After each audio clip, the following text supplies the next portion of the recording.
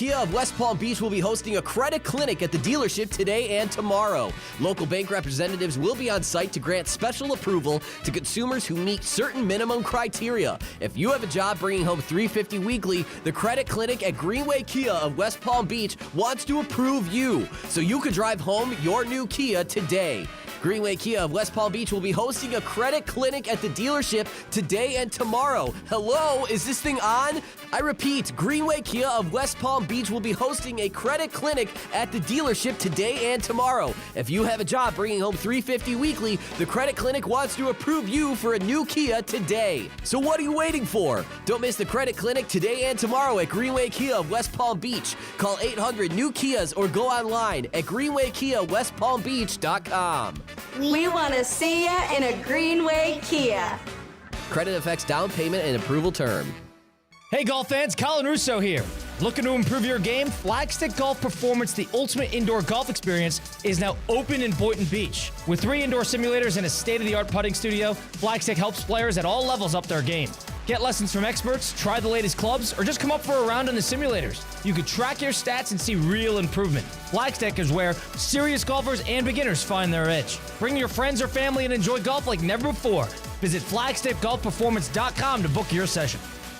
If you are buying a new home in Palm Beach County, whether it's your first time or you are upgrading or downsizing, the clerk's office is the services you need to help protect your investment. Sign up for our Property Fraud Alert program, offering free monitoring of Palm Beach County's official records. You will get an alert if a document, such as a deed or mortgage, is recorded using your name or address. For more information, head to our website at mypalmbeachclerk.com/homeowners. Congratulations on your new home. We are always here to help. What's up, y'all? It's Theo Dorsey, and the holiday season is here. You can give back the gift of golf at the park in West Palm Beach. For every $100 gift card you purchase, the park will donate $10 towards their Christmas For the Path program. If you're looking for the perfect gift for the golfer in your life, or even yourself, now is the time. Enjoy great golf while making the season brighter for kids who need it most. Swing by the park and let's tee up some holiday cheer together. The park is open 7 days a week from 8 a.m. to 9 p.m. Flight by Yuengling is the next generation of light beer.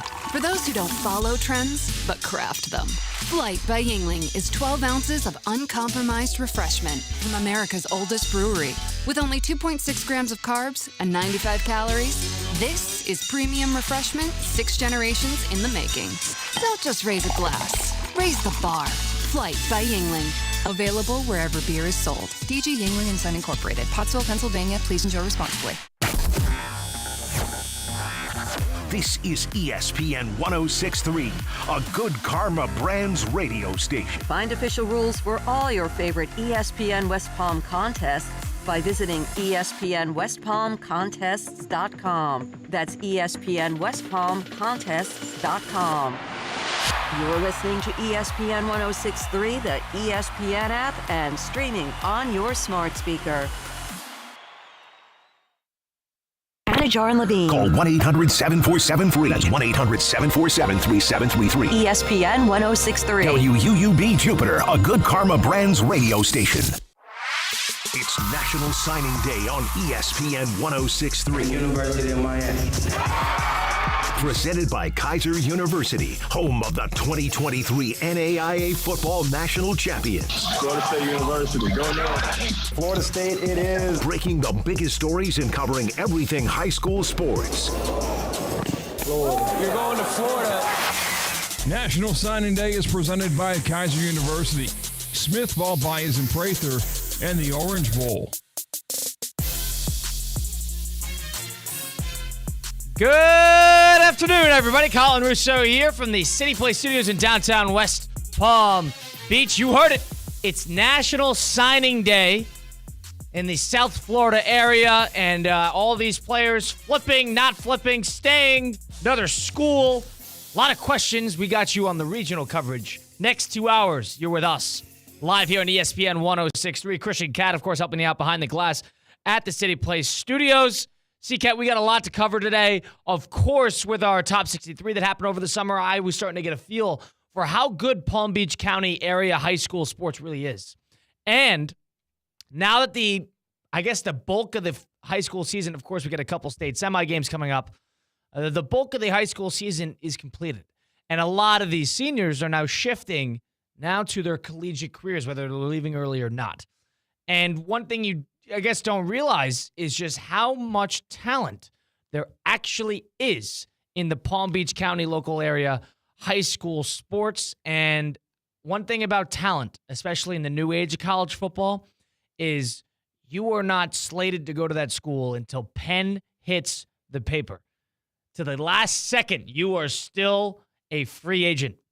And that's the right word for it, free agent, because that's what basically college recruiting is. Yeah, with the talent has come the drama this year in Palm Beach County, in the Treasure Coast. Highly sought after recruits, flips from Power 5 school to Power 5 school. One school in Gainesville really getting the upper hand in the past 2 weeks after they committed to their quarterback and their head coach. It's going to get interesting these next 24 hours. Very interesting indeed. And Billy Napier, the head coach of the Florida Gators, somebody who has a staple in Florida, but not as good as he probably should be, especially in the area. But they have finally taken some steps forward, of course, by flipping Ty Jackson, most notably, from USC to, from Seminole Ridge, right here in the Palm Beach County area. We'll get into all of that. Of course, we're going to talk to the Illinois defensive coordinator, Aaron Henry, in just a few short moments, about 10, 15 minutes. Get his thoughts on recruiting in the Palm Beach County area. Of course, Zanai Scott, brother of Xavier Scott, is going, slated to be at Illinois now. Plays at Cardinal Newman, of course.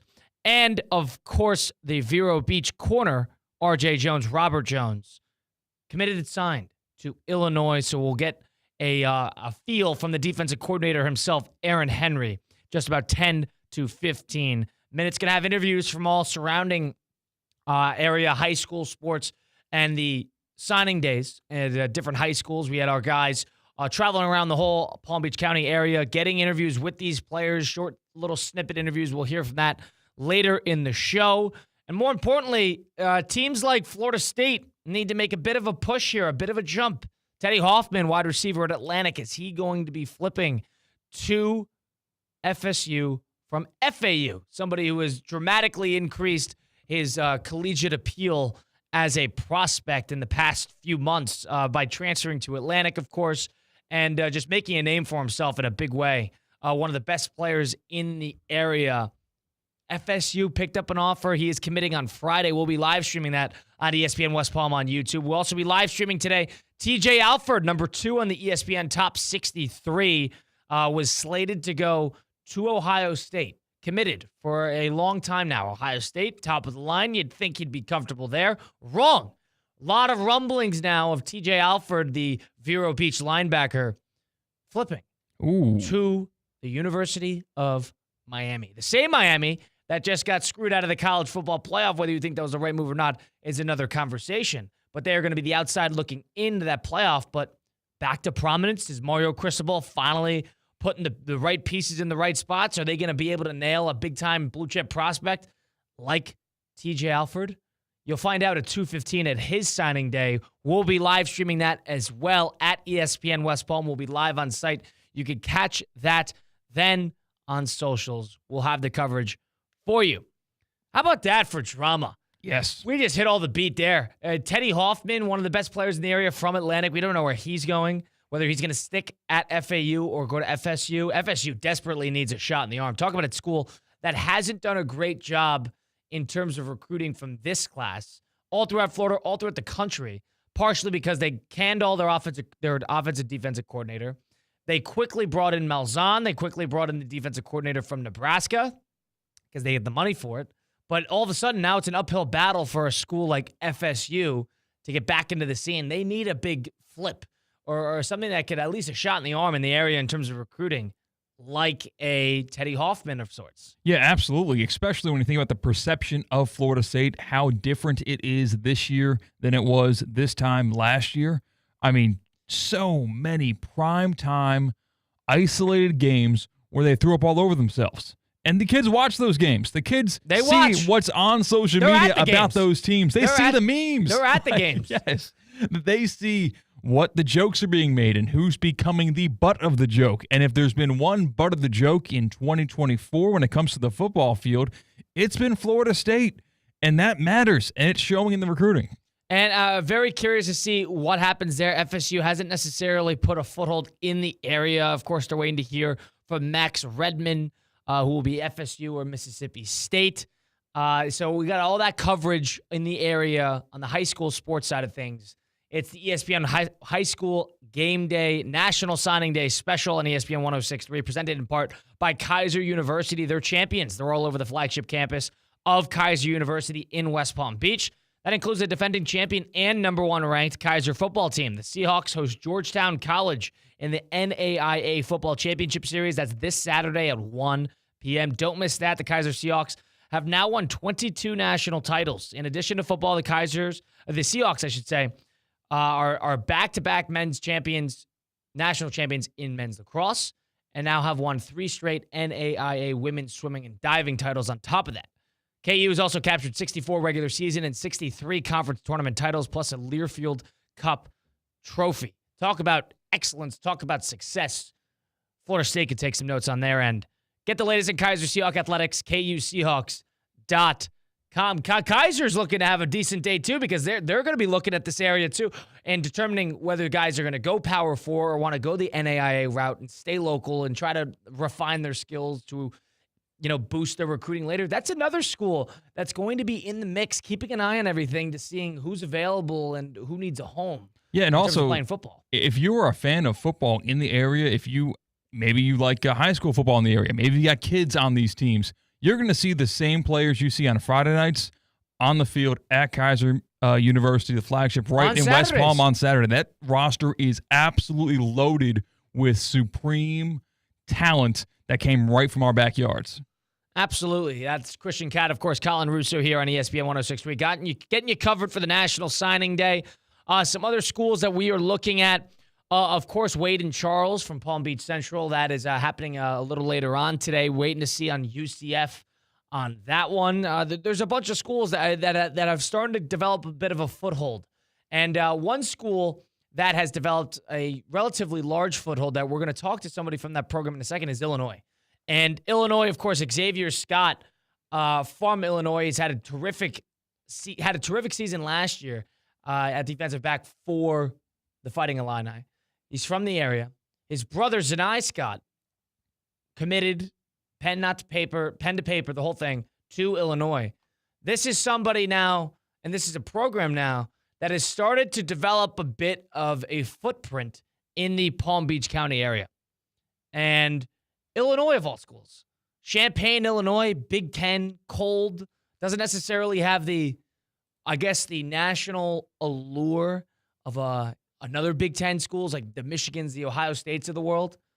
But Brett Bielema, Aaron Henry, the defensive coordinator, they like what they see down here in terms of talent, especially at the skill positions offensively and defensively. And that's exactly what they've been doing. They've been going after and 2 guys already in the years past, and they're signing 2 guys this year.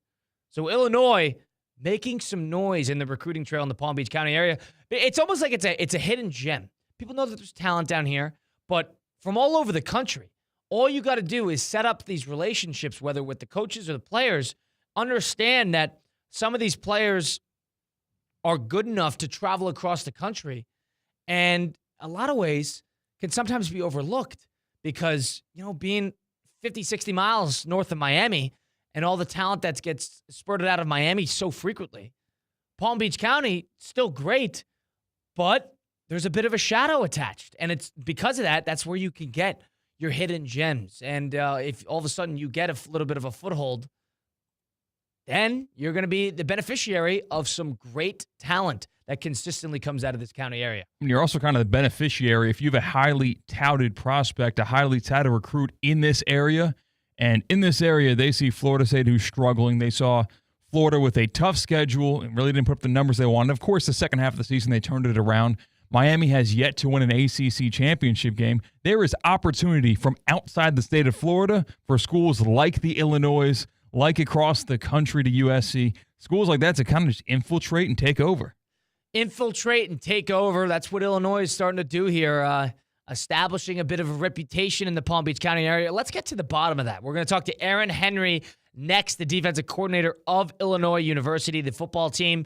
He will be giving us the whole rundown on the new recruits and Scott and RJ Jones.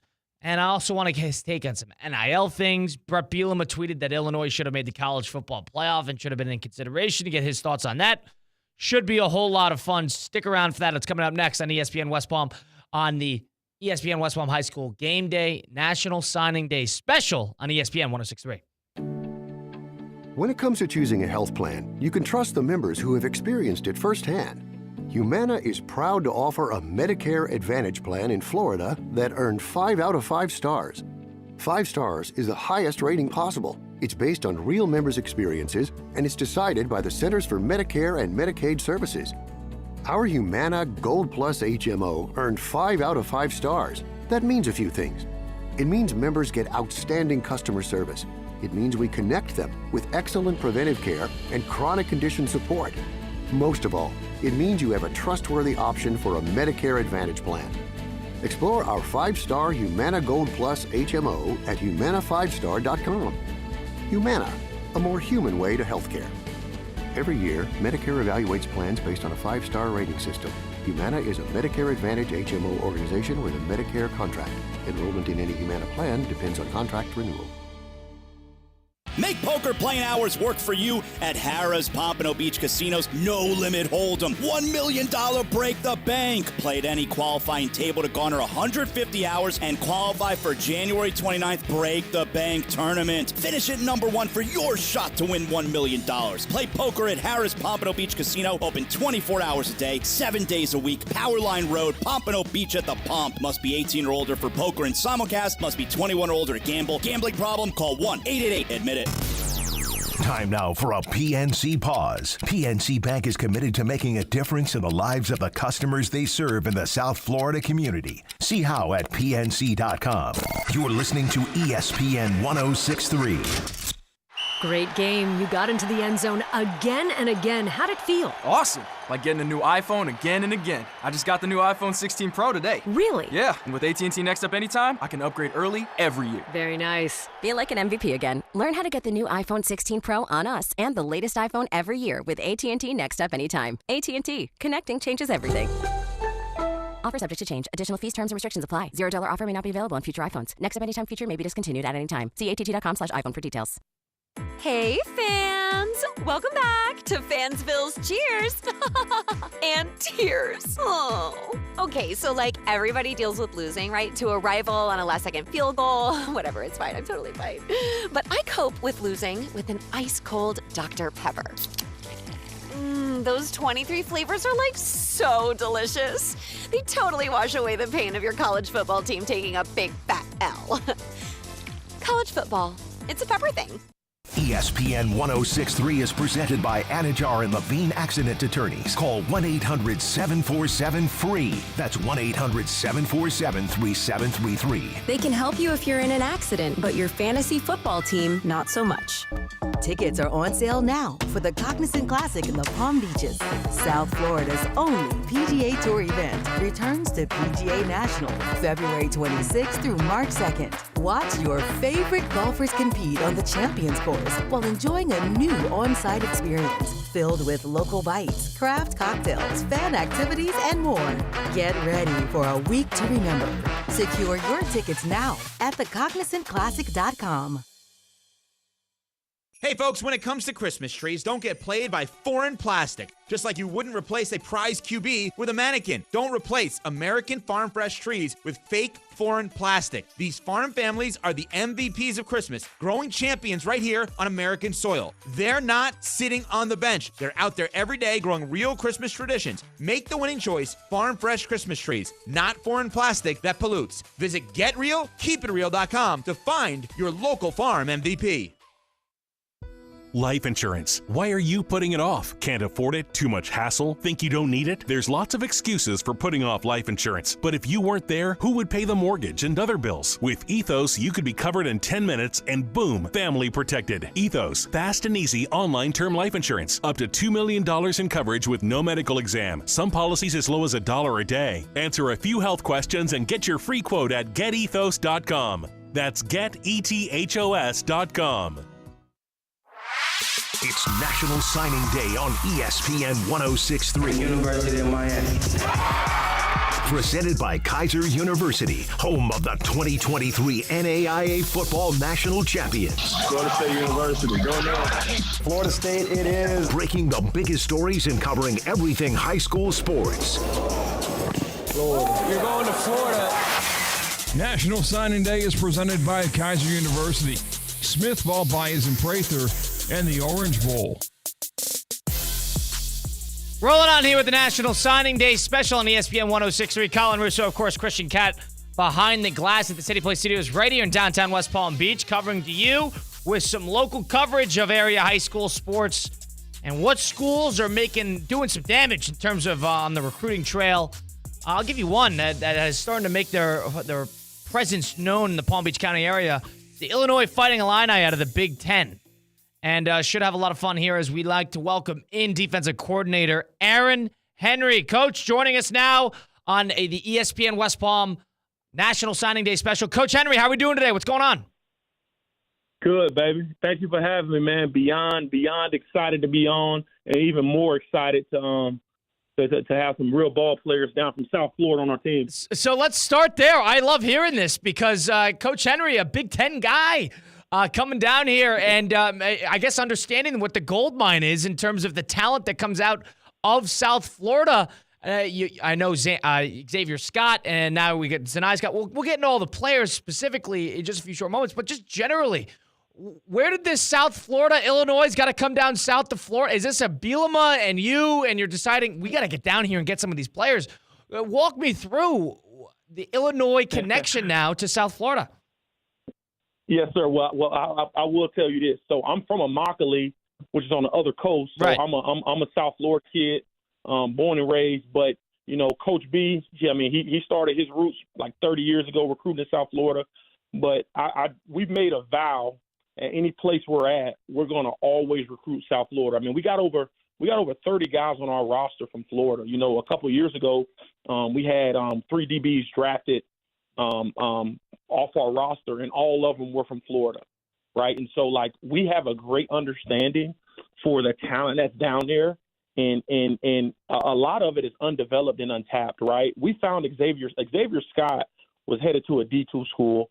We found Xavier Scott last minute. I went to watch him play basketball, and there were some things that I saw him do on the basketball court, right, that made me like, oh, dang, this kid is really, really good. He played high school quarterback, played some DB, but I watched him play basketball, and he did some stuff on the court where I'm like, we got to take this cat, right? And what we've been able to do down there, and just the state of Florida in general, has been utterly incredible. Just the talent we've been able to bring in. It's a lot of under radar guys who people may or may not know about, right? If they don't know about them in a year or two, they will, and if they do know about them, even better. But we will always, no matter what school I'm at, no matter what school coach is at, we will always recruit South Florida just because it's literally a hot spot for us. If you look at our starting defensive roster, out of the 11 players, 11 starters, I want to say 7 of them are from Florida. Wow. And so we have a crush and an innate crush on the state of Florida. I love that. Coach Aaron Henry, the defensive coordinator of Illinois Fighting Illini football, joining us now. Coach, you mentioned Xavier Scott, somebody who is an all Big Ten Jim Thorpe finalist type of player that is on the national scale of being a true top-tier DB in the country. You found him playing basketball, and you thought this guy could play for us defensively? That's how that happened? So, yes, sir, 100%. So, for me, when I'm evaluating talent, especially athletically, right, this is probably one of my secret sauces, I love young men who play multiple sports, right? In today's day and age, you get a lot of people who focus on one sport. That's focusing on one sport's cool, right? We've got some guys who play one sport, but I'm telling you the gems are guys who play more than one sport: baseball, basketball, run track, right? And I heard about Xavier, heard about him, literally went to a basketball practice, right?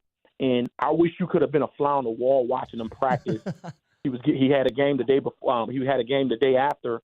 But he was a starting point guard, ran the show, had great communication skills, an elite defender right? Typically, guys who can move lateral and play point guard are typically really good defenders and moving lateral and playing DB, right? It's literally a direct correlation.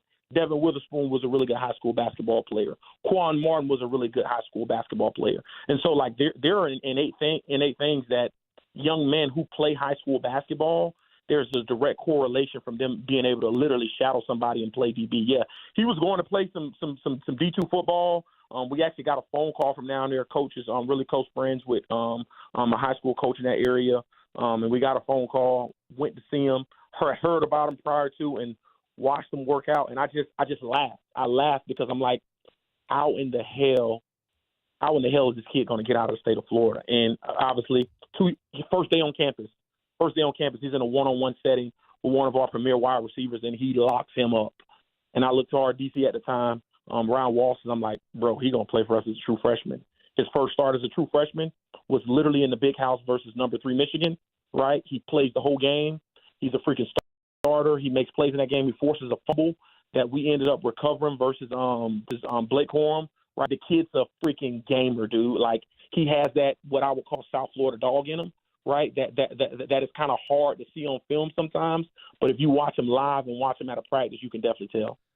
Fascinating. And Coach, you mentioned Ryan Walters, of course, the Purdue head coach who was just let go, relieved the duties on that end. But you guys had some great defenses, Illinois, and the bulk of that being from South Florida. What is it about South Florida in terms of the talent? Of course, there's the multi-sport athletes like you alluded to, and there's just the general notion of just athletic talent that is so prominent in the area. But what is it about intangibly about these South Florida football players that really translates not only to college football, but to Big Ten football too, which is as defensively as stout as it gets? Yeah, well, I think a lot of it is just untapped, right? So typically guys who come from Florida, South Florida, are typically undeveloped when they get to college, right? Devin Witherspoon was 155 pounds when he got here, right? Xavier Scott was like low 180, 181-ish when they got here. And so you look at what the kid has potential to be outside of their weight. So many places and schools get caught up on, hey, I want him to be 200. I want him to run a 4.3 or 4.4. And it's like, we know we're a developmental program. Like, we know that. And I know we're in an age now where people don't want to develop players no more, but that is the beauty about coaching, right? And a lot of these players down in South Florida, it's a freaking so untapped market, and you can find a player like who's completely undeveloped, right? And you see his innate ability and skills, and you're like, oh, in a year or 2 years, this kid is going to be a freak show talent because he has all of those intangibles. He plays multiple sports. He comes from a good home, right? Or he can come from a home that struggles, right? But he has that presence and that hunger in him to be successful, right? The 3 things we look for are tough, smart, and dependable. And that is typically what makes up young men from South Florida, Florida in general. They're typically really, really tough, right? They could be undersized. Now, tough don't mean you're 6'3". Tough doesn't mean that you run a 4.4, right? Tough for us means they're mentally and physically tough. They know how to fight through adversity, right? They were the underdog. They got chips on their shoulders, right? They're not a 4 or 5-star recruit most of the time, right? Typically, they're 2 and 3-star guys. Some of them are not even ranked, right? But we just have an innate ability of just hitting play, watching the film, and then we see these guys live in person, and that is what works for us. Every place I've been at, I've always recruited Florida. I've had a lot of success recruiting Florida, and I will always continue to recruit Florida. That is why in the last 3 to 4 years, right, a lot of our DBs who are they're not playing in the NFL, they're starting in the NFL. A lot of them are from South Florida. Fascinating. Coach Aaron Henry, the defensive coordinator of Illinois, joining the National Signing Day special on ESPN West Palm. Coach, we mentioned Xavier Scott. We know how good he is. But there's going to be another Scott entering that locker room there pretty soon. Zanai Scott, I don't know what we could say, but I know we could say that because that is official. Zanai Scott going to be joining the ranks. And from that alone, bringing in another Scott to the locker room, what can you say about, getting that guy involved? And now you know the area, Cardinal Newman, the Palm Beach County area littered with talent. But this is somebody you know now. And what can you say about how this new class, and from the stuff you could say, this new class from South Florida, how are they going to be acclimated into the Illinois Fighting Illini defense? Well, I just think it's a testament to our head coach. and Coach Brett Bielema. He does a phenomenal job in with us identifying talent. We love, our mantra around here is family. We spell it FAMILLY, right? We add an extra L. We say the extra L means a little more love, right? And so we love brothers. We love young men who have cousins or brothers, right? They grew up with. We want them to come and literally join this family, because typically success, when players have success and they have a younger sibling, to get their younger sibling in here is even that much better, right? And that only helps our program. That helps that young man when he does hit adversity. He has a familiar face around. So it's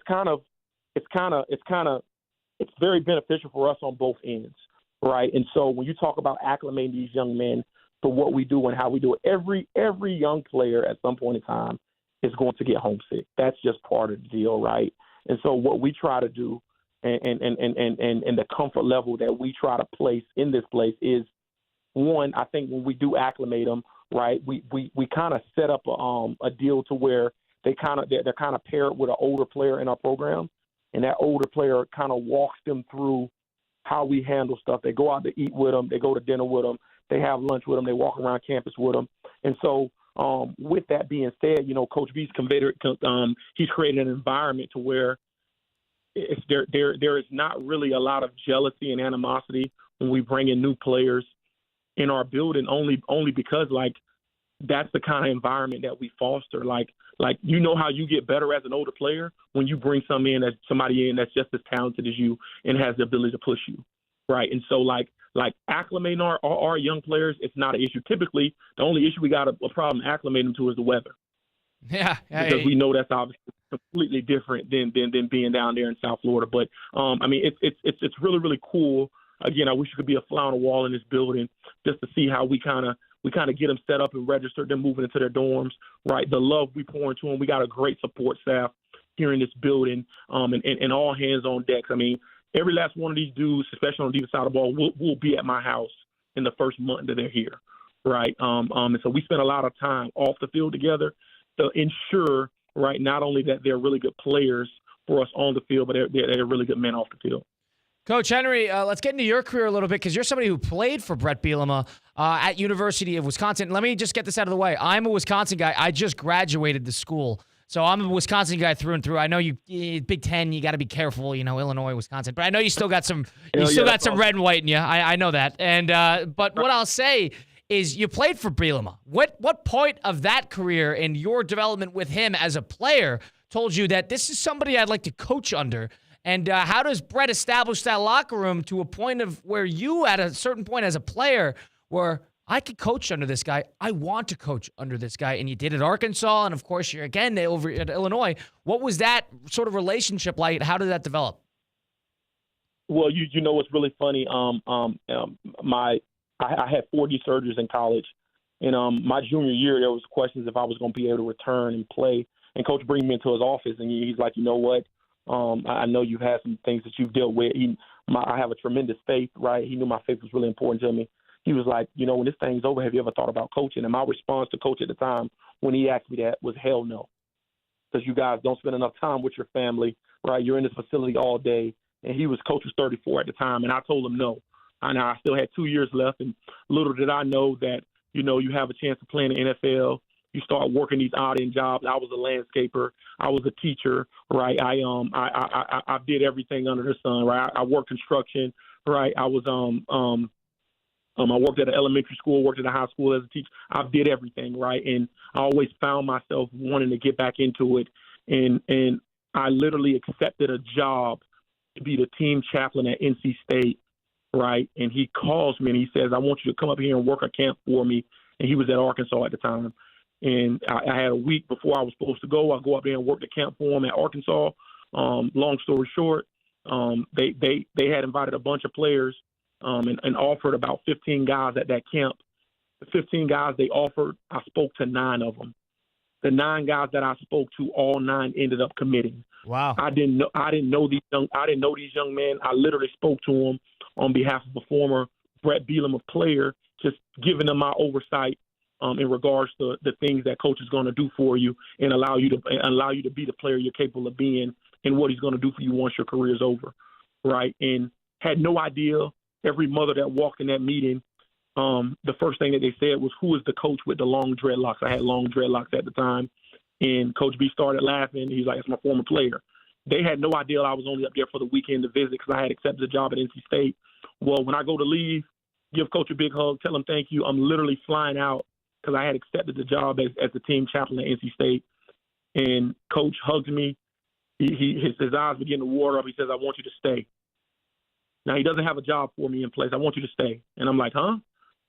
I'm like, Coach, I don't know if I can do this. I don't know. He was like, you can have the same impact as you can as a coach as being a team chaplain, and you get to coach football. I'm like, well, I didn't think about it in that manner. So he told me, I'll give you 10 days to make a decision. I want you to stay here, walk around our facility, put me up in a hotel for 10 days, gave me access to the facility. It took me 3 days to realize that's what I wanted to do, and the rest is kind of history.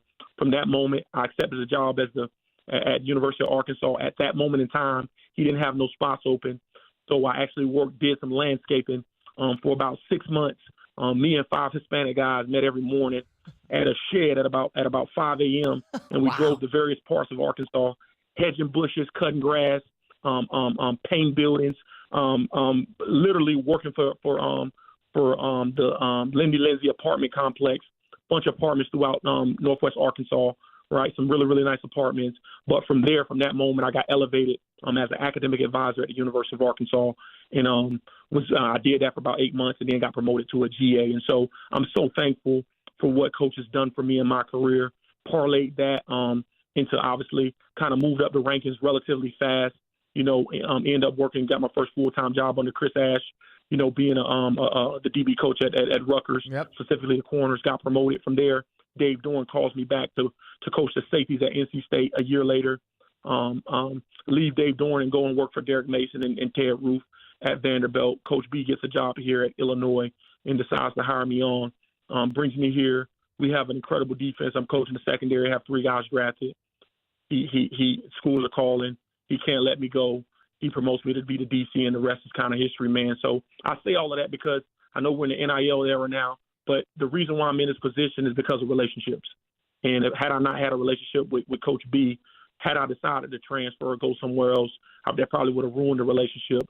And now, fast forward to my career now, I'm so blessed and thankful that I was able to stick it out even with adversity and being injured and hurt and being able to have the career I'm able to have. Coach, I know today is National Signing Day, and a lot of the focus is on the guys coming in, but I want to look back at your season this year. Played Penn State really close into the second half of that one, 21-7. Not necessarily the case with Oregon. Those are the 2 teams matching up in Indy for the Big Ten Championship this year. What can you tell me from playing and coaching against those teams this year about what to expect on Saturday? Well, I think first and foremost that both those teams are bona fide in the trenches. Both of them on offense and defense, they're both really, really good up front. I'm sure you guys had a chance to see it on film. And then their quarterback play is elite. Dylan Gabriel, if he's, I'm sure he'll be at the Heisman ceremony, but that young man is as good as advertised. Clearly, right? He did some really, really special things for him. Didn't throw a lot of interceptions. Was very, very pinpoint with the ball. I think their OC Will Stein did a great job at kind of handing the keys over to him. And, they kind of struggled in the first couple of games early, but then they got in a rhythm. And, they were clicking on all cylinders, especially with some of the receiving threats and what they can do at that tight end position. And some of the weapons they put around them was really special, right? I think with their offensive coordinator at Penn State, Andy Kalinowski, that dude is so innovative. I played against him last year at Kansas when he was at Kansas. He just creates a level of thinking that could put your defensive players in a position to have to think a little more because he's going to shift and trade and motion you in various ways, right? He did some really good things against us. Obviously has some really good personnel. The tight end is ridiculous on top of having a really good quarterback. And then you throw in, they have 2 running backs, in my opinion, who are, if not the best, 2 of the better running backs in the Big Ten and throughout the country. A 2-horse stable, really good tight end, special O-line, and phenomenal quarterback play. Both these teams, in my opinion, they match up extremely well on top of having 2 of the better defenses throughout the country and in the Big Ten, So it's going to be a really good matchup. I think Penn State's probably going to try to slow the game down. I think Oregon is going to try to speed the game up and score as many points as possible. But in my opinion, this game is going to boil down to who can control the clock and who can take the ball away. If you can control the clock, what I mean by controlling the clock, I know Oregon's going to try to score 1 million points, but I don't think points obviously matter. But if Penn State can take the ball away, I think they'll have a chance. And obviously if Oregon can do what they've been able to do all year and score 30-plus points, like they did on dang near every opponent, I think they'll have a really good chance. But like trying to get some pressure on that quarterback if I'm Penn State and if I'm Oregon, obviously just trying to limit what they do offensively and take the ball away. I think both the teams can get themselves a chance and opportunity to win the game. Coach Aaron Henry, the Illinois defensive coordinator, joining us now on the National Signing Day special on ESPN 106.3 in West Palm Beach.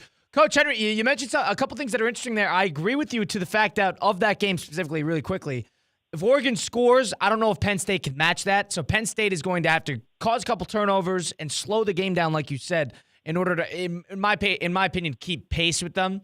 That's just Oregon moves too fast. I don't know if Penn State has the firepower to really keep up with them. But in the trenches, like you said, matches up very, very well. But an interesting thing you mentioned there, too, I want to get into it, was the NIL. And you're somebody who's relatively a fast riser in the rankings in terms of recruiting and, of course, coaching, and somebody who's going to be continuing to get calls as you build your career. NIL, something that has been a controversial phenomenon, I would say, in the NCAA, especially in college football.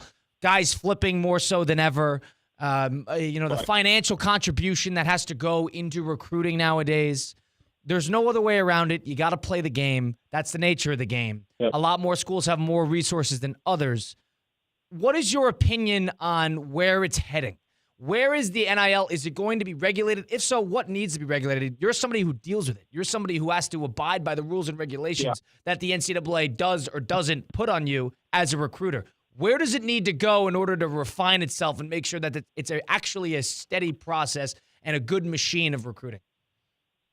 Well, I do think it needs to be regulated. I do think there should be a threshold on what you're going to pay an 18 to 22-year-old, right? I know a lot of people don't want to hear that, but here's the reality, right?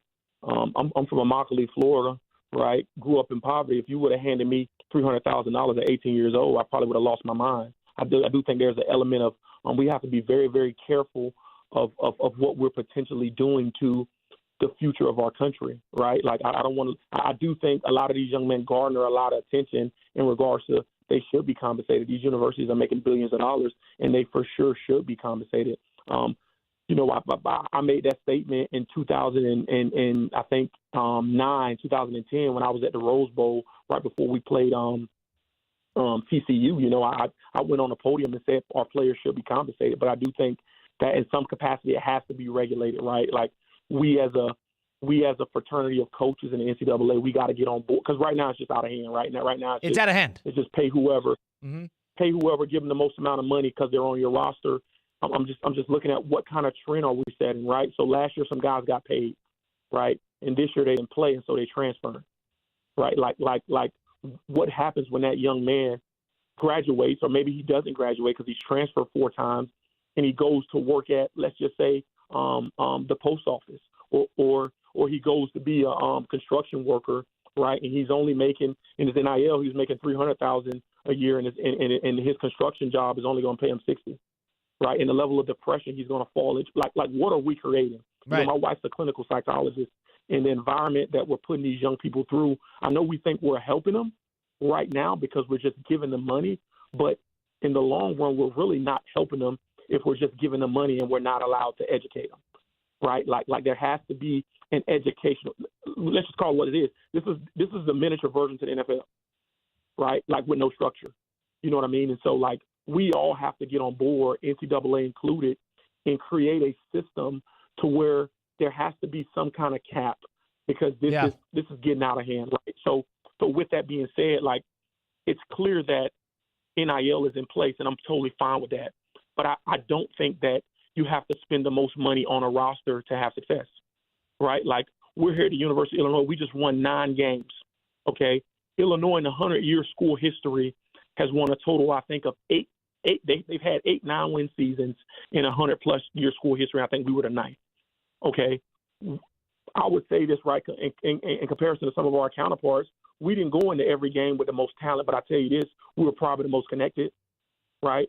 We probably had some more tougher guys on our roster than some other teams had. And when I say toughness, I'm talking about mentally and physically. Right. So I think you have to create a system in which you are going out trying to find tough players, right, players that fit your system. I think that the head coach at that school, I mean, it has to be extremely important to him to not just look for talent, right, because talent alone will help you, but it won't sustain you, right? And what you're seeing now is a lot of schools are buying talent, and the result of a lot of that talent, right, if the proper if the proper culture isn't in place, the result of that talent is just now guys aren't winning, now they're upset and mad. And what happens when you got a roster full of players who are getting played 100,000 plus, 200,000 plus? Some of these players are making $1 million, and you're not winning. More, yeah. Now you're creating a level of chaos within the framework of your program. Okay, and so we have to, as coaches, right, and as an NCAA, get on board with it, because the players, they're going to accept the money. I mean, wouldn't you? Right, and I get it. Right, I come from poverty. Right, I come from a single parent home. My father was incarcerated when I got a scholarship. Right, my mom was ripping and running. Like I didn't come from a stable household, but like understanding, knowing that I didn't come from that. Had I been given $500,000, dude, I would have freaking lost my mind. $500,000 with no structure, right? And so like we have to get in line, and we have to create some sort of pipeline in which there is structure in this thing. Because right now it's like Easter famine. Like it's literally like, let's give this kid $200,000, let's give this kid $300,000. I'm just talking about the system right now. Obviously, we're not doing that. We're not just throwing money at guys. Here, right. There is a hierarchy, and you got to be a proven player to show that you deserve to get freaking paid in our system. But the reality of it is that everybody isn't working like that. No, right? Which is fine. Where do you think that's heading? That's their business. Do you think that's heading towards a contract system? Is this heading towards a CBA? It's like the NFL, but without the structure. The structure of the NFL is reliant in that a salary cap and allocation to each school and contract base. I don't think there's a problem with players having to stay at schools for at least 2 years and making that mandatory. I know you're a coach; you have a different perspective on that. But where's the solution?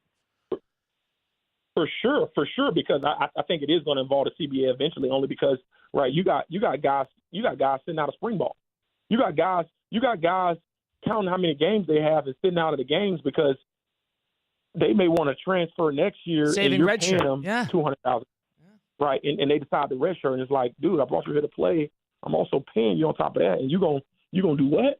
Oh nah, buddy, this ain't gonna work like that. So I know we keep talking about like these guys getting degrees, and they should get their degrees, but like it ain't even about that anymore, because these dudes don't like, if you're 18 years old and you're gonna get $300,000 or $500,000 if you're really, really special, like, you think you're concerned about that degree? Yeah. Like, let's just be real, right? Most of these dudes are part of the 1% in the world. On a flip of a coin, just like that. Plus. Just like that. You know what I'm saying? So like, we have to have a system, right, in which that like, there is some stability in this, because right now this market is unstable. You know, I mean, we can say what we want. If we're gonna turn to the NFL, let's just do that, right? And so if that happens, or when that happens, it's no longer about developing the player no more. It's all about 1 year contracts, and let's go out and find the best player. And if a guy doesn't work, so be it, and cut him. But like, where's the relationships in that? You know what I'm saying? And like, and from that point, it's going to get really, really ugly, because now it's convoluted, because now you're not about developing players anymore. Now you're trying to find a player that's already developed, because you want to win right now, and there's pressures on these schools for you to win right now. And so I think the whole system is kind of screwed up, because the original plan for players to get to college was to get a degree. You wanted to get a degree so you can put your family and put yourself in a better position 20 years from now. Well, if I give you $200,000 or $300,000 for 4 years in a row, that ain't going to sustain you for the rest of your life. I know you may think it will, but it won't, not until you're 70, right? Especially without a college degree. 100%. And so like what are we creating, you know? It's a bad precedent to be set. Definitely needs to be adjusted. Coach, last thing here. I got to get this out of the way because you're a Wisconsin guy. You had a great career at Wisconsin. You played at some great teams. You mentioned that TCU game, that Rose Bowl game. That was the Brad Nortman fake punt game. I remember that was I used to work with Brad Nortman back in Madison, Wisconsin. That's where I did radio for a little bit. So I know Nortman well, and I know that game well. That was an awesome one. Good job to bring that up. But I know you're a Big Ten guy. You gotta be careful here. But you were on a Wisconsin team and in a Wisconsin program that was prideful, that played very, very hard, that played together. You had a bunch of great running backs. Russell Wilson was there one year you were there. The whole thing. Wisconsin has sort of stepped away from that. I could say that. I don't know if you could say that. I could say that. Wisconsin has stepped away from that. But you're a Wisconsin guy. At some point, you went to school there. You know what a winning program in Wisconsin looks like. They haven't been seeing that. They just lost 6 defensive backs in the last 2 days. I'm sure you've called one or two of them to the transfer portal. They have a bit of an identity crisis going on. From your perspective afar, from what you can say, Big Ten identity crisis, getting rid of coaches, whether you think it's a good thing or a bad thing, right move or not. Wisconsin, from your perspective, where is that program heading, and what more importantly did they need to do? So I will say this. I will say this. I think Coach Fickell is the right guy for the job. This is me speaking as a former Badger, right? The things he's been able to do other places, I think he's the right guy for the job. That guy is a hell of a freaking football coach, right? That is clear and that is evident, right? But what I also will say is, right, like, again, I just look at whenever coaches take jobs, I just look at the identity of the place historically, right? Like what has made that place successful, right? And what Coach B always did was, again, he's always brought in, like, again, I think people get caught up in 40 times, people get caught up in this and that. He always brought in tough players. If you weren't tough, you weren't going to fit the mold of what Wisconsin was about. He always brought in, obviously, high academic guys, right? So with that being said, like what Wisconsin was trying to do from an offense, defense standpoint, don't really know, don't really care about. But here's the reality, right? If a team has done something historically and has success with doing that, right, I do think a piece of you, right, if you're putting something in place, you have to kind of mix that in to a degree, because that's what allowed them to be sustainable and have success, right? And so I don't think you can lose sight of that. But I am rooting for Wisconsin, because when Wisconsin is good, the Big Ten is really, really, really, really good, right? I have no qualms or doubt about Coach Fick turning this thing around, right? Again, from afar, diehard Wisconsin fan, only until we play them, right? Only until you play them. Know, right?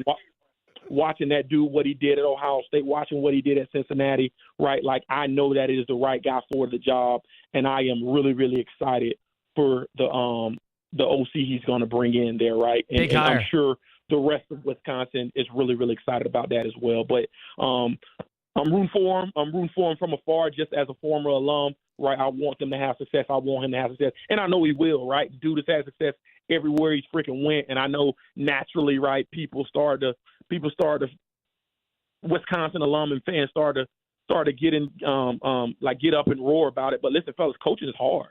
Like, that's what people are like. Coaching is really, really freaking, and it's only gotten harder. It's only gotten harder, right? Like that's just a part of the deal, man. And obviously, the dude has had a lot of success in every stop he's been. Like, give him time, allow him to continue to develop his roster and get the people who we want to get in. Like, listen, man, this profession, people get fired all the time. That's just what it is, right? Like we know that this is a results-based business, but I would tell people, don't lose their mind, right? The guy knows what he's doing. He's obviously, I think the dude can teach a master class on what it's like to have success. I'm rooting for him, and I know a lot of former players are rooting for him as well, and I wish them the best. Good. Good to hear. All right, there's my vote of confidence for the day. That's why you're a coach. This is why you're a motivator, because you talked me off a cliff there with Wisconsin. I appreciate you joining us, Coach Henry. Aaron Henry, of course, the defensive coordinator from Illinois. Getting a couple guys in the area, 2 guys from Cardinal Newman. We're waiting to see what's going on with Vero Beach in a couple hours. But, Coach Henry, you've made your reputation as a recruiter, as a coach, and as somebody who develops connections in the South Florida area in high school sports. Very apparent. I appreciate you joining us. Great job. Really did. You gave us a lot of time there. And hopefully we'll talk again soon. Yes, sir. Thank you, brother. ILL. There you go. That's Coach Aaron Henry, the Illinois defensive coordinator on ESPN West Palm, the National Signing Day special for high school game day. We got a lot to do.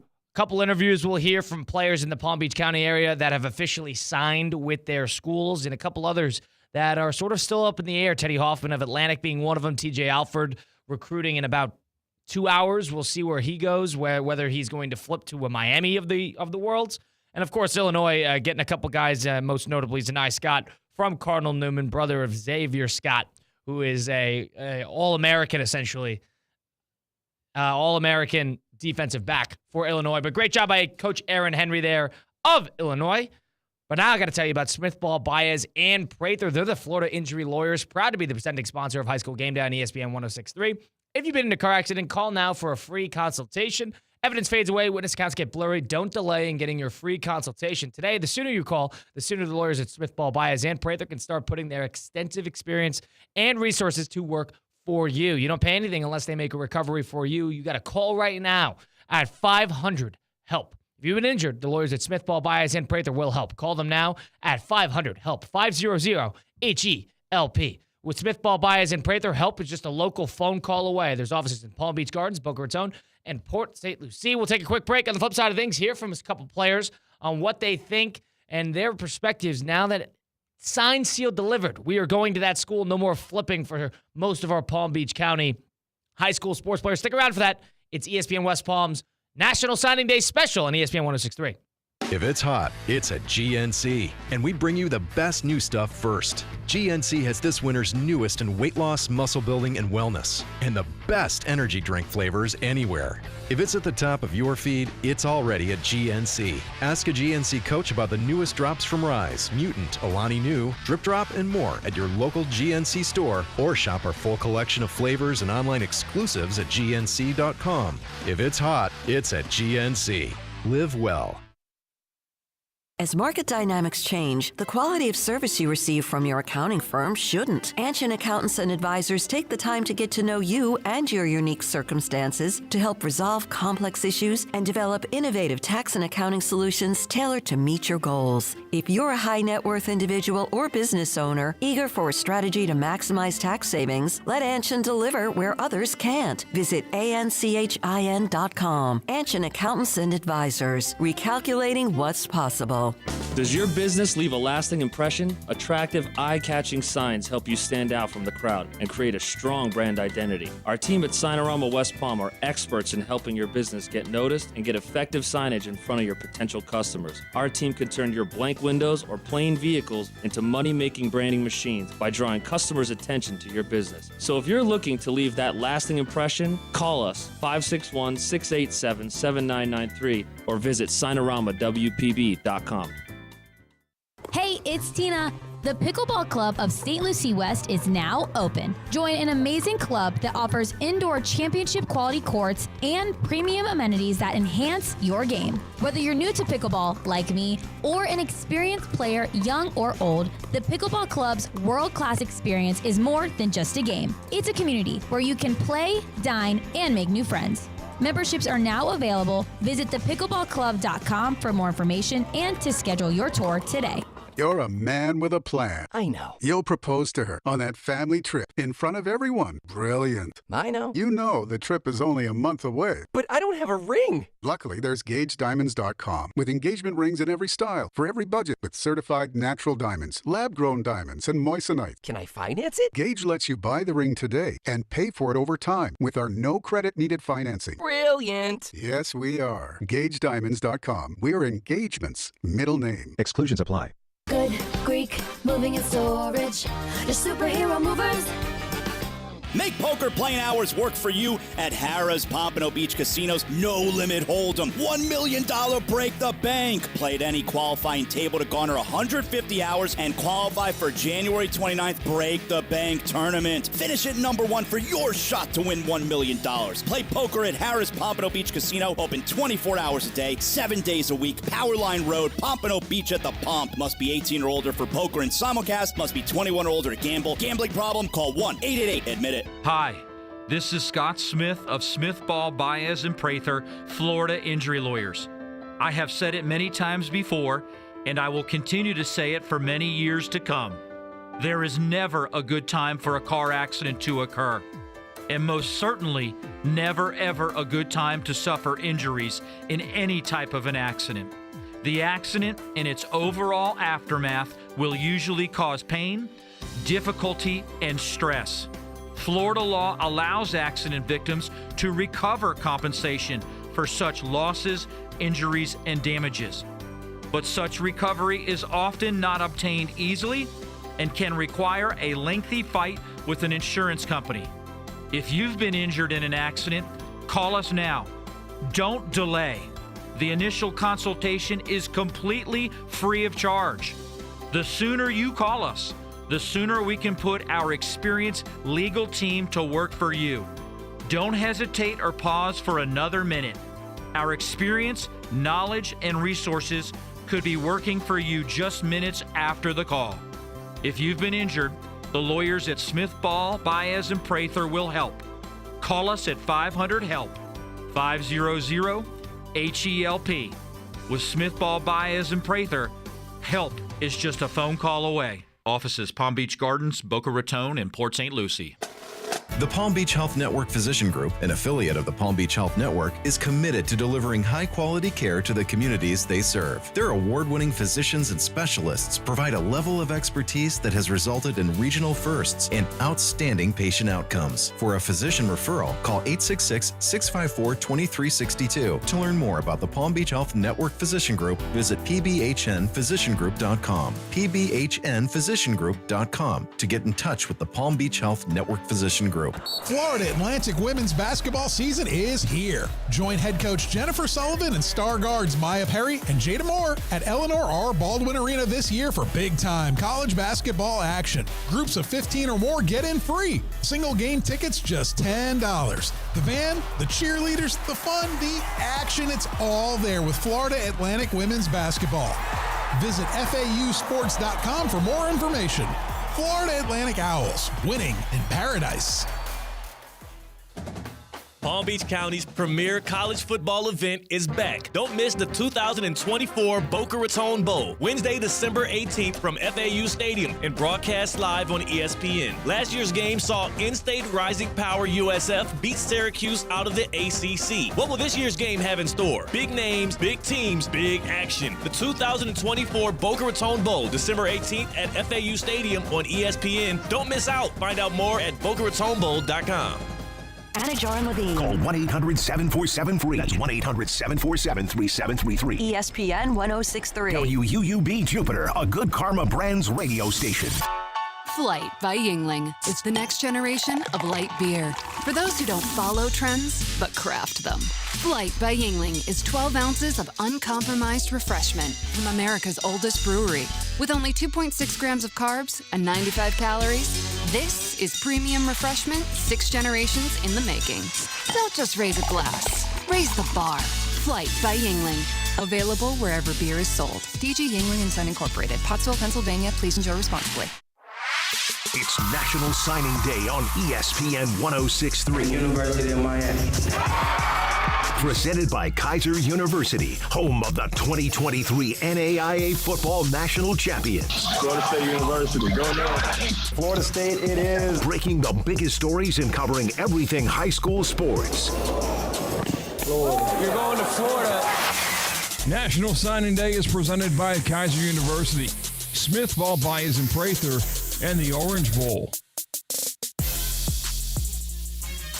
Rolling on here live for the National Signing Day special on ESPN 1063. Colin Russo, Christian Cat helping me out behind the glass at the City Place Studios in downtown West Palm Beach.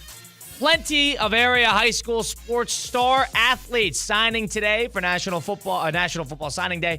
And there's a couple that are going to be a little later in the week. But for the guys that want to enroll early, this is the day where you got to put the pen to paper and you are locked in at least for the next couple weeks before the transfer portal opens, however that works.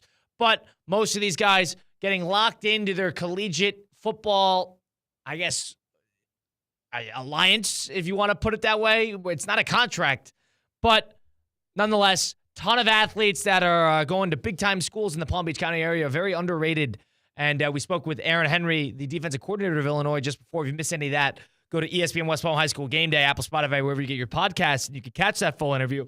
And he said a slew of things that was very interesting about the South Florida area in terms of recruiting. And most notably, he said that with South Florida, it's a lot of untapped potential. And with these type of athletes that have all the talent in the world, but are a little unrefined, whether it be the facilities or the areas they come from or the schools they come from, they're just not as tapped potential-wise. But that's also, you get the right coach, get them in the right program, get them in the right regimen, and all of a sudden that potential can blossom. And there's obviously a couple of players that have already started to reach said potential, and they're already, men amongst boys. We'll hear from a couple of those guys who have officially committed and signed. We have a couple interviews coming up a little later, but first I got to tell you about Keiser University, one of the presenting sponsors here. There are champions. They're all over the flagship campus of Keiser University in West Palm Beach. That includes the defending champion and #1 ranked Keiser football team. The Seahawks host Georgetown College in the NAIA Football Championship Series this Saturday at 1 p.m. The Keiser Seahawks have now won 22 national championships. In addition to football, the Seahawks are now back-to-back national champions in men's lacrosse and have won 3 straight NAIA women's swimming and diving titles. They've also captured 64 total regular season and 63 conference tournament titles, plus a Learfield Cup trophy. Get the latest in Keiser Seahawks athletics, KUSeahawks.com. We're going to have that playoff game on our airwaves, ESPN 106.3, this Saturday, 1 o'clock kick. Will you be present? I will not. You will not be present. No, I'll be listening. You'll be listening instead. But catch it there. You want to listen to some Keiser football, it will be on these airwaves this weekend. Of course, the questions that lie in the players that we don't know where they're necessarily signing, one of them most notably being TJ Alford, the linebacker out of Vero Beach. He's signing at 2:15. You can catch that live streamed on ESPN West Palm on YouTube. Slated at Ohio State, has been slated at Ohio State for a long time now. And but all of a sudden there's rumblings and predictions from reputable recruiting analysts saying that Mario Cristobal and the Miami Hurricanes have made a late push. And they might be the team that TJ Alford ends up signing with come an hour and a half from now. Do you think there's any chance that Saturday's loss in the game to Michigan has anything to do with a possible flip? But he was so attracted to the Syracuse beating Miami. Good point. I do think that there's a truth to that. Michigan beats Ohio State. They picked up like 3 or 4 recruits within a couple days of that. Because it's not just a football game. They watch Florida State. There's a reason Florida State is getting gutted completely in the recruiting trail. They don't want to go to a loser. And it's almost embarrassing. Imagine if you're an FSU commit. If there's an FSU commit walking down the street right here outside the City Place, and he tells somebody, yeah, I'm committed to Florida State, are you like, wow, Florida State? A&M? Or no, Florida State? Why are you going there? That's where that's turned up. That team was undefeated a year ago. Yeah. And that is, right now, if somebody told me that I'm committed to FSU, I'm like, you didn't get any other offers? Like, that's just my opinion. Yeah, it's tough, though. Clearly, Mike Norvell's not joining us today, but yeah. Yeah, the visual from Ohio State over the weekend wasn't just losing a football game. It was the aftermath. It was who you lost to. It was not only probably your biggest rival. It's leaning into the notion that they can't win the big one. People want to go somewhere that could win the big one. Yes, and it was losing to your rival when you really shouldn't have. 20-point spread. This was the year for Ohio State at home to really lay the hammer down, let out some frustrations. Ryan Day gets over the hump, and then it just didn't happen in an ugly game. And you mentioned something interesting there with Ryan Day. Nobody wants to go to a school where there's questions about the head coach. Nobody wants to do that. And I know people are still going to Ohio State. They're still going to get the recruits. But when there's questions at head coach, the recruiting trail is not as sturdy. It's not as strong. And whether that's a money thing, it's you want to play for a coach thing, that's more the old days. Nowadays, it's really just a check. But to the point, Ohio State, I don't think anything's going to happen to Ryan Day, but there's now questions. So is TJ Alford thinking, I don't think Ryan Day's going to be there in 2 years. Is this somewhere I really want to go? I know Cristobal is probably going to be hanging around Miami for the foreseeable future. Is that where I want to, lay my allegiance? Billy Napier was given the word of affirmation from the athletic department saying he is going to be here for next year. He is going to be our guy. There is no question about it. Forget it. Florida responds to that with a bad loss to Texas, but then a big win against Ole Miss, and they're playing really, really good football. And their quarterback, DJ Lagway, it's like being the number one recruiter for the team. People want to be a part of a story. They want to be, of course, Florida has the resources in the NIL. I understand that. But when there's a story and a bit of a mojo attached, Florida has that. Florida's got buzz. And they have flipped a number of big-name prospects in the state of Florida and outside of Florida. Most notably, of course, number one in our top 63, Ty Jackson out of Seminole Ridge. Supposed to go to USC. I was confused by that, to say the least. I didn't know why Lincoln Riley had that type of pull in South Florida, but ended up getting flipped to Florida. So now you're going to see him and in the Florida Gator uniform join alongside his teammate, Daniel Pierre-Louis, the offensive lineman from Seminole Ridge as well. So Florida's got two guys from one school that are going to be slated, locked in to going to Florida. That's got to be awesome. To go to a school with your high school teammate in the same recruiting class? Cardinal Newman. They got Zanai Scott and they got Frecci, who are both going, the inside offensive linemen, both going to Illinois. Because, if you just humanize the situation to where we aren't just talking about numbers and what we watch on our TV set, like going to a college with a teammate of yours who you know from high school and can just do the college experience with them, that's got to definitely be a motivating factor to flip with one of your teammates. Yep, that's two players from Cardinal Newman right here in West Palm Beach. Dylan Frechette, not Frecci. Frechette, excuse me. But, of course, Zanai Scott as well, the brother of Xavier Scott, who is a starting defensive back for Illinois today. Those two both going to Illinois. Like you said, it's got to be something different to kind of have a familiar face. That's what Aaron Henry said. Every single college football player in the world gets homesick. And how do you kind of alleviate some of that? Familiar face here, familiar face there. Coaches can't keep an eye on you 24 hours a day, but you're going to be with your teammates all the time. It's a good way to do it. And it's ultimately a good route in terms of going in groups. You get a couple guys at once. In the meantime, we had our ESPN West Palm High School reporters flying around the Palm Beach County area to all of these signing days, which are happening at various times and days at all these different schools, so we could get the proper coverage out, number one. But also, too, we could talk to some of these athletes. And, of course, we had, whether it be Cade Chumsland or Brian Rowitz or myself or Mike Rizzo, Theo Dorsey, had a couple interviews to share. And most notably, West Boca had their signing day. Damon Allen committed to FAU, put pen to paper. He is locked into FAU. Take a listen to Damon Allen of West Boca. Brian Rowitz here at West Boca. Damon Allen, the newest FAU Owl. Damon, you put pen to paper. You have a college home. What's that feeling like right now? It feels good to put pen to paper. It's been a minute. It's been since I think I really deserved this. I worked hard. Since my junior year. I had a breakout season, so I really just feel good to just be an Owl. How excited are you to get to Boca, to move down the street and get to college ball in a few months? Well, it's exciting, to just play by home, so my people could just come watch me. Excited to be in the Florida heat, the breeze, the beach breeze. And, it's just excited to just put on for my whole team. Brian Rowitz here, West Boca corner, new Owl, Damon Allen. Coaching changes in the last month or so, hires, rehires, new hires. How did that impact your recruiting at FAU? It kind of shook me for a little bit, but they still remained the same. They still showed love. They still reassured me, and head coach, different head coach or not, I'm still committed. How excited are you to get on that stage, to play at that stadium? It's still sort of brand new. To get there at FAU, how excited are you about that? It's a big step, going to the college atmosphere, but I feel like I'm good enough to step up to it and play the part.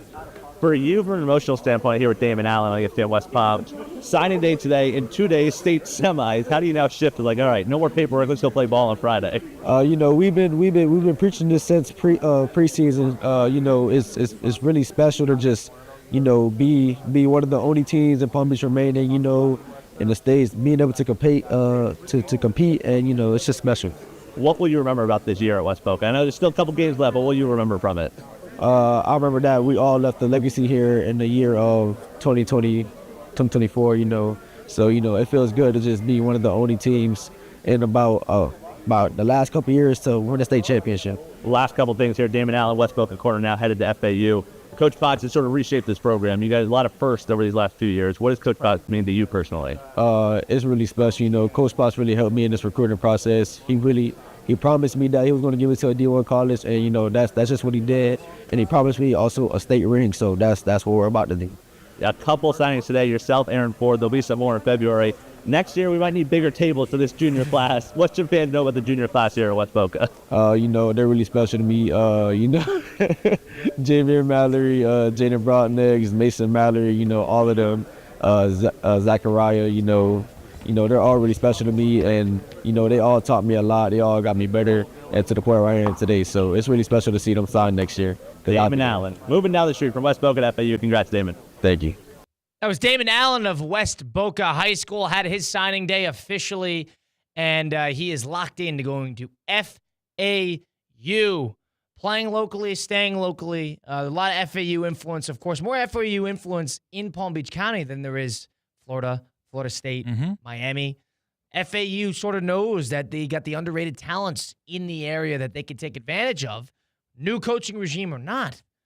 Definitely stomping their, you know, I guess reputation and feel of FAU football in Palm Beach County. Yeah, and I know it's a different sport, but the FAU brand took a big boost when the basketball team made it to the Final Four. Now, all of a sudden, that school is big time. Different program, but still, that program was big time on the biggest stage in the opposite sport. And it's got to be a motivating factor for these guys to say, you know what? I can have my family, my friends watch me every single home game without any hassle to them. They will be at FAU Stadium. We'll be at FAU Stadium for the Boca Bowl. It's got to be a motivating factor that the fact they're so close to home. Absolutely. And, of course, the FAU found themselves in the headlines of the offseason football coaching carousel with Zach Kittley being hired as the new head coach of that football team. He is the youngest head coach in the FBS. He is 33 years old. He's 33 years old, former offensive coordinator at Texas Tech. He is a Cliff Kingsbury disciple. And, of course, he was the offensive coordinator at Western Kentucky when they were the number one passing offense in the country with Bailey Zappi.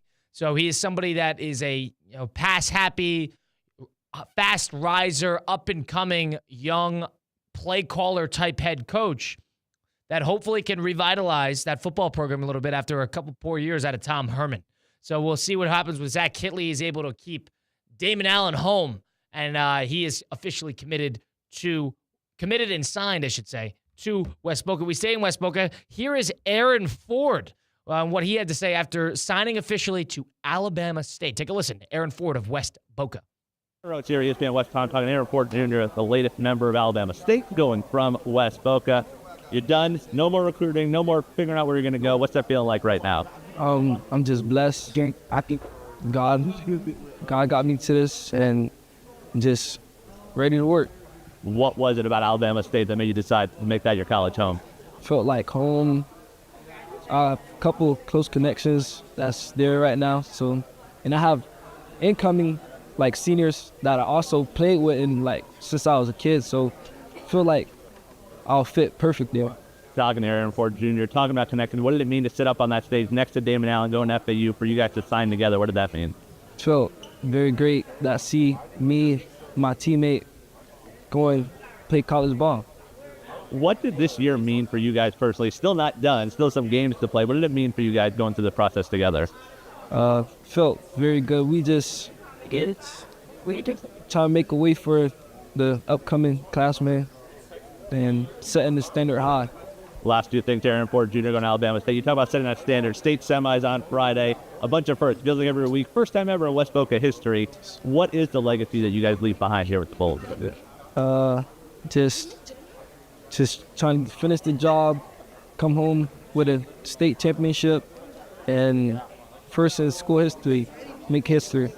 And finally, talk to Damon about it. I said we're going to need a bigger table for next year for that junior class. What should fans know about the Bulls class of 26? 26 is a whole bunch of stars. Can't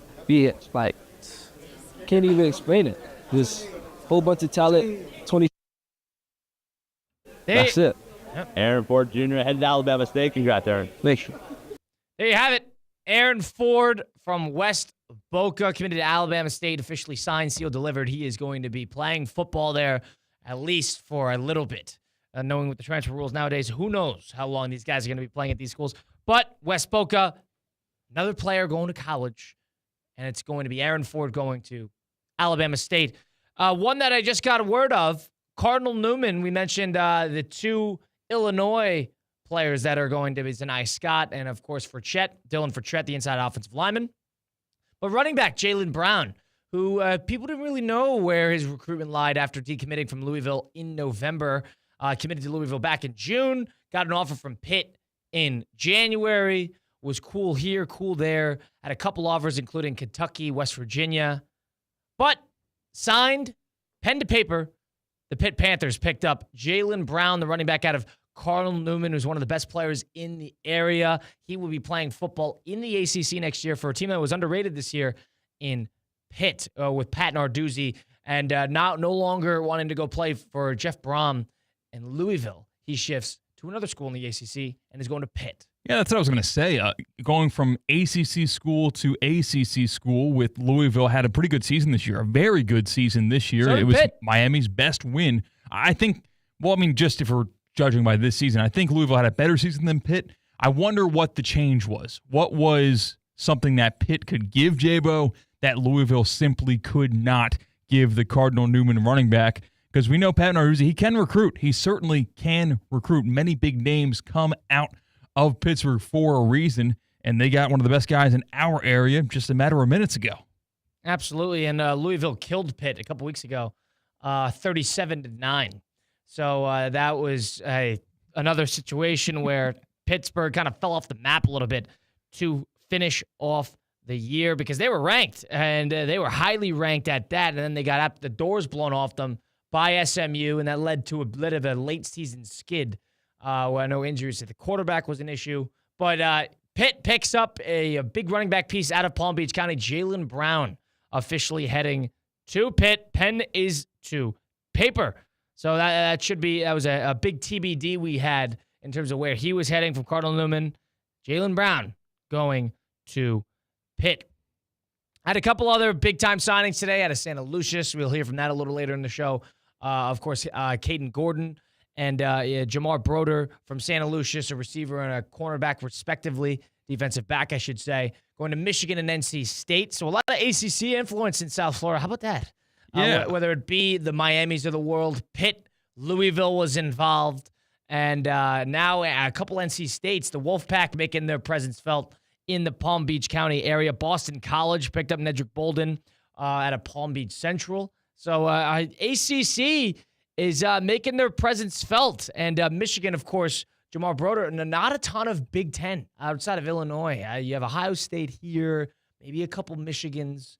But ultimately, the Big Ten stays away. It's the ACC and the SEC are the ones that are really making their presence felt in the recruiting trail. Yeah, you're a Big Ten fan. I'm a Big Ten fan. I need to get some people on the phone from my... Okay, we could get on the phone. It's South Florida's biggest fan, and it's Aaron Henry, the defensive coordinator of Illinois. Exactly. You got to get your Wisconsin Badgers people down here. I got to get my Penn State people down here, although, the Penn State people a little busy this week. If you haven't heard, with the Big Ten championship, they kind of stumbled into. You tried to sneak in that question to Aaron Henry, and he gave me what I wanted. It made me feel good about Penn State's chances. Can you believe that? Just 3-point underdogs to number 1 Oregon. So that means that Vegas knows something. Right.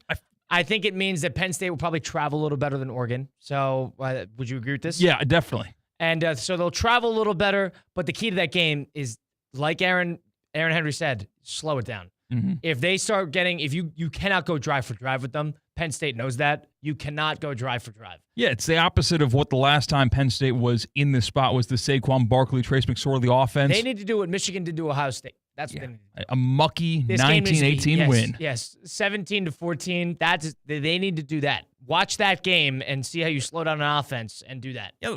What we saw with your Wisconsin Badgers do against Oregon. That was slowed the game down. Yeah, I guess. The Wisconsin defense played great that day, and then they followed it up the next week, losing 42-10 to Iowa and we did at Kinnick Stadium. So what does that tell you about consistency? But you're right. Slow down the game. That is the goal for Penn State with the Big Ten championship coming up this weekend, of course, in Indianapolis. On the flip side of things, we'll hear from a couple more players who have officially signed, sealed, delivered their commitments, and officially going to the said schools. There's a couple still up in the air, Teddy Hoffman being one of them, TJ Alford being another one. Jalen Brown was a TBD for us, but he is going to Pitt, signed, sealed, delivered out of Cardinal Newman, the running back, one of the great players in Palm Beach County. We continue the program a little bit. Next, it's ESPN's National Signing Day special on ESPN 106.3. It's the Get Holiday Ready sales event with Hank and Sam from the Ford crew.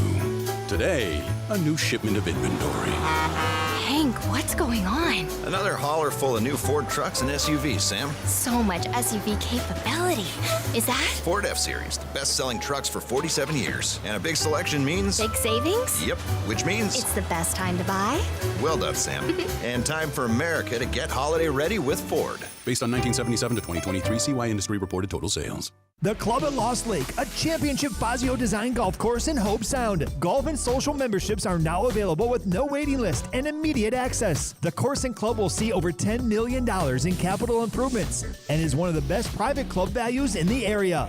Experience the beauty and challenge of this renowned course for yourself. Enjoy year-round access to exclusive amenities and events. Visit clublostlake.com to schedule a visit today. Don't miss out on this incredible course. And please, putt responsibly. Hi, I'm Michael Manzo, owner and founder of Manzo's Italian Deli. And Stop, Dad. After 20 years, people are tired of hearing your voice. Yeah, and your lame-ass commercials. Fresh prosciutto, mozzarella, outstanding. Oh, please. There's only one reason Manzo's is voted #1 deli in Palm Beach County for 20 years. Our mother. She makes sure you prepare everything from scratch using only the freshest ingredients. Manzo's Italian Deli is located on Palm Beach Lakes Boulevard, right next to Rain Dancers. Is that a strip club? No, it's a steakhouse. Manzo's is open weekdays from 8 to 5 and offers free delivery. So stop by or call 697-9411. That's 697-9411. we also specialize in hot and cold catering for corporate functions and special events. Just ask anyone who was at my last birthday party. PNC Bank is committed to making a difference in the lives of the customers and communities they serve by helping them move forward financially. As a Main Street bank, PNC is always working to make it easier for their customers to achieve their goals and plan for the future, whether that's through innovative digital solutions or in person. PNC is proud to be part of the South Florida community. See how PNC Bank can make a difference for you at pnc.com/tech. PNC Bank, National Association, member FDIC. Tickets are on sale now for the Cognizant Classic in the Palm Beaches. South Florida's only PGA Tour event returns to PGA National February 26th through March 2nd. Watch your favorite golfers compete on the Champions Course while enjoying a new on-site experience filled with local bites, craft cocktails, fan activities, and more. Get ready for a week to remember. Secure your tickets now at thecognizantclassic.com. Tired of being sidelined by a sports injury? Get back in the game with Baptist Health Orthopedic Care.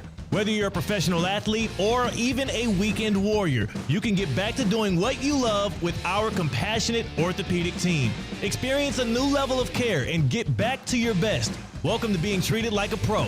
Make an appointment today at baptisthealth.net/ortho or call 833-556-6764.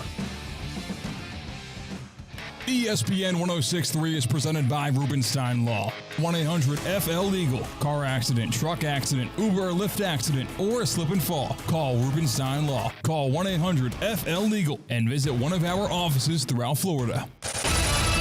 Time now for a PNC pause. PNC Bank is committed to helping the customers and the communities they serve move forward financially. See how they can make a difference for you at PNC.com. When you switch and save with Progressive, you could use that money towards scoring courtside seats for your favorite team. Progressive cannot guarantee that you can score courtside seats. Drivers who switch and save with Progressive could save hundreds on average, but courtside seats can be astronomical. Maybe if your team plays in a smaller market, you could swing it. Even still, it's unlikely. Maybe fourth row, which are still incredible seats that you'll enjoy greatly. Savings possible. Courtside, long shot. Switch and see if you could save at Progressive.com. Progressive Casualty Insurance and Affiliates. Not available in all states. Progressive cannot guarantee that someone really tall will not sit in front of you at the game, rendering your excellent seats just okay. ESPN 1063 is presented by Anagar Lavine Accident Attorneys. Call 1-800-747-FREE. That's 1-800-747-3733. They can help you if you're in an accident, but your fantasy football team, not so much. Shop Dell Technologies Cyber Monday event for their lowest prices of the year. The future is on sale today with limited time deals on select PCs like the XPS 16 that accelerate AI with Intel Core Ultra processors. Cyber Monday is their biggest sale of the year and the best time to upgrade, but it's only here for a limited time. Shop now at Dell.com/deals. That's Dell.com/deals. ESPN 1063 is presented by Rubenstein Law. 1-800-FL-LEGAL. Car accident, truck accident, Uber or Lyft accident, or a slip and fall. Call Rubenstein Law. Call 1-800-FL-LEGAL and visit one of our offices throughout Florida. It's National Signing Day on ESPN 1063. University of Miami. Presented by Keiser University, home of the 2023 NAIA Football National Champions. Florida State University, go North. Florida State it is. Breaking the biggest stories and covering everything high school sports. Florida. You're going to Florida. National Signing Day is presented by Keiser University, Smith Ball Bias and Prather, and the Orange Bowl. National Signing Day, college football always in the headlines here, especially in the area. High school sports in Palm Beach County. Hi, everybody. Colin Russo here. Joined alongside me is Christian Cat. We're at the City Place Studios in downtown West Palm Beach. Palm Beach County area high school football is, and the Treasure Coast as well, as good as it gets in terms of developing talent, untapped potential, says Aaron Henry, the defensive coordinator of Illinois. We spoke with him for a lengthy interview earlier in the program. If you missed any of that, want to catch it, go to Apple, Spotify, wherever you get your podcasts, to go to ESPN West Palm High School Game Day to go listen to it there. A lot of TBDs, a lot of question mark players in the Palm Beach County area that were deciding when to sign, whether to flip. Flipping has been a much, I guess, talked about newer phenomenon, I'll say, in terms of the recruiting trail and how it's been going due to NIL. People throw bags of cash, job opportunities, media and marketing opportunities at these players last second.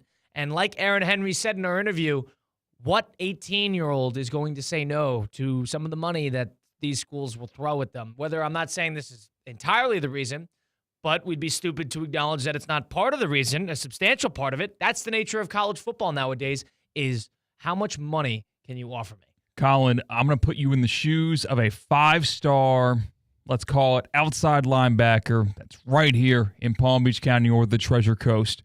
And a head coach of a Power 4 program walks into your living room, he walks into the Russos, and he makes his pitch to both you and your parents. What does he got to say to make you sign the dotted line?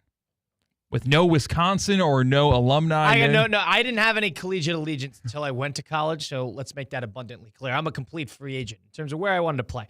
I would take a couple things into consideration. Now, I am not somebody that necessarily, I'll word this properly. My family, I have a very good support system, so I didn't necessarily the money side of it would be an aspect. It wouldn't be the whole thing with me. At least this is what I'm thinking, which is my parents helped me, and that was very crucial for my development. But if I was an athlete and I was considering a bunch of different schools, a couple things would need to work. Number one, they would need to be pretty good. I'm not going to, UConn to play football. Not doing it, right? Mm-hmm. Call me a winner picker. There needs to be a cell of allure of big time school. It'll be fun to be a part of it because it's so much bigger than you. You got to be in the playoff. Now it kind of opens it up, right? I mean, 12 teams. You could say playoff, but if you see something building and you want to be a part of something in a big program, historic program, that to me, there's an allure, there's an attraction to that, of the Floridas of the world. And, you consider something like Nebraska would be fun, but they've been a mess. But you know what I mean? Michigan, before they started winning big-time games with Harbaugh, that was the type of thing that you want to look for. Are they trending upward? That is something that would need to be consideration. Of course, the NIL side of things, whether the school withstands their NIL I guess, promises. I know that's a major problem in a lot of schools that don't have the money as some of these SEC schools. I've heard that. I've heard that at Wisconsin, that they will offer these guys, let's just ballpark it, 50, 60 grand to play for a year. And I've even heard like 50% of them can't even hold up their end of the bargain. And I heard that was a major problem at Michigan State. I know the Mel Tucker thing was a complete disaster, but with the NIL side of things too, Michigan State could not pay their players, and they had a big exodus of players. What was that, 2 years ago, a year and a half ago? So that was, I heard that was a major part of it. They can't afford these guys. You're paying 100 guys 60 grand. Do the math. It's a lot of money for a roster. So you'd have to make sure that the NIL considerations would work. The academics would be a big thing because you want to Aaron Henry's point, he hit all the right beats. You need to get a good degree out of this. I am not leaving unless we're in fairyland and I'm going to be a 3-year starter and first-round pick. I'm likely playing 4 years or 5. So I need a good degree out of it. That's why a high academic school would make a difference to me. Really? So you would give another extra look at the Notre Dames, the Northwesterns? No. Not Notre Dame. No. You know, you take consideration, for me at least, I would take consideration to do a school like Stanford. Wow. If that was an option, yeah. Like Really? Michigan. What has Stanford done for you on the football field that would convince you you want to go? Nothing. But if I'm thinking degree, that would be a part of the sell. Okay. Well, what about you? Are you just show me the check, biggest one wins? I thought Clemson would be cool to go to. And then NIL happened. I thought, okay, no, I can't really make any money. No, with your coach on a radio show declining callers. Yeah, I obviously, if I take Penn State out of it, I became a Penn State fan when I was in 6th grade because of my social studies teacher. Like, yeah, if you were an athlete, put yourself in the shoes of an athlete, what would be a sell? Would it be the allure, the historic nature of the program? Would it be the money side of it? Would it be you want to win? Would it be you want to play? I don't have a problem sitting. So that would... But what if you're a 5-star that has never been told... He's been a dominant athlete for the better part of 10 years and has never sat on a bench before. There's a lot of trust that goes into sitting back and letting the coach do their thing. So I think by not, my bleep don't stink, knowing that I'm not good at sports my whole life has kind of created who I am. Like knowing that I have an uphill battle to climb, knowing that I fight for my way, knowing there are people in the room smarter than me. And you like being you're a spectator. You like watching sports. Sure. You're used to that. But I'm the sure 5-star athlete is not used to that. The thing is also, you're also putting a lot of work behind the scenes. Like you are working. You're not just hanging out for the week and then going to the game and suiting Blue up. Mountain State. Exactly. Like you are actually putting in the work. I'd like to think that even if I was a 4-star, 5-star talent, that I would have the wherewithal to know that it is worth it to sit. And then when my time comes, so I put in the work. I would like to hope that the athleticism and the talent wouldn't change me. So I would not really consider the playing time as a deciding factor for me. Would the conference matter? Conference would matter. I would want to go play in the best environments in sports. I would not want to go to 11 a.m. kicks in Connecticut like you mentioned. I wouldn't want to do that. 11 a.m. kicks in Iowa City? How about that? Sometimes you got to pay the price. You're now that there's no more divisions. You're in East Brunswick, New Jersey, playing Rutgers on an 11 a.m. kick. If Northwestern keeps what their temporary field is right on the water, maybe I consider that because that sounds pretty cool, but they're going to change buildings there. So I would definitely I would want to be an SEC football player. I would really favor the SEC if I was a 5-star football player. Some of those environments, go to Neyland. Come on, go to Sanford Stadium under the lights. Are you kidding me? They've got the ESPN deal, so they're under the lights when they're big games. This is, all right, for those who are listening, this is two guys who would need a miracle for athletically for us to even consider an SEC school, but we're just hypothesizing, putting ourselves in the shoes of all these great players that are making these decisions today. It's a big decision. Yeah. And in terms of the coach has a lot to do with it. The relationships. Do you trust the coach? Do you sell the parents? My brother's in college athletics. He's a basketball coach for Northern Arizona in the Big Sky. He was at UConn. So he's seen how recruiting trails work on the basketball side of things. And from what I could say, basketball players are a little bit more catered than football players. Football players, there's a lot more of a trust that has to go into the program, into the field, into the environment. Basketball, 20 guys, 15 guys on a team. The coach, the 5 coaches can keep a steady eye on who those players are. So selling the parents is a big deal. But when you're at a football program, you're one of 120 people on the roster, and there's 15, 20 staff, and those 15, 20 staff are highly focused on the top 22. Off of that, you need to trust the program. You need to trust the location. You need to trust that financially you're going to be okay, because in a lot of ways, football players can be forgotten about. And if you don't keep moving your way up the ladder or making noise with the transfer portal nowadays, it's easy to kind of fall back into the backstage a little bit. It's like it's a relationship. Like if your program's not loving you, you should leave and find one who does, right? In theory. It's a very profound conversation I think we're having about the ethics of deciding a college. Because it's also easy to say that I'd be fine sitting 2 years from here at my comfy desk at ESPN West Palm. Until somebody promises you a starting role with good money in a relatively big environment and you get catered to. Handy-dandy transfer portal. Okay, you know what? Sitting for a year kind of stunk, so now I want to go play football like I did the entirety of my life outside of the 1 year I sat at this big SEC school. I wouldn't follow the biggest check. That I could say confidently, because I would be smart enough to think long-term into how does this prospective school develop if I'm looking to become a professional football player. If I'm looking to become a professional football player, what is their track record in terms of developing consistent talent, homegrown talent that don't necessarily transfer in, guys that are a mixture of walk-ons and recruits, so you know that there's not necessarily any sort of allegiance to higher-end recruits, which some schools have a problem of.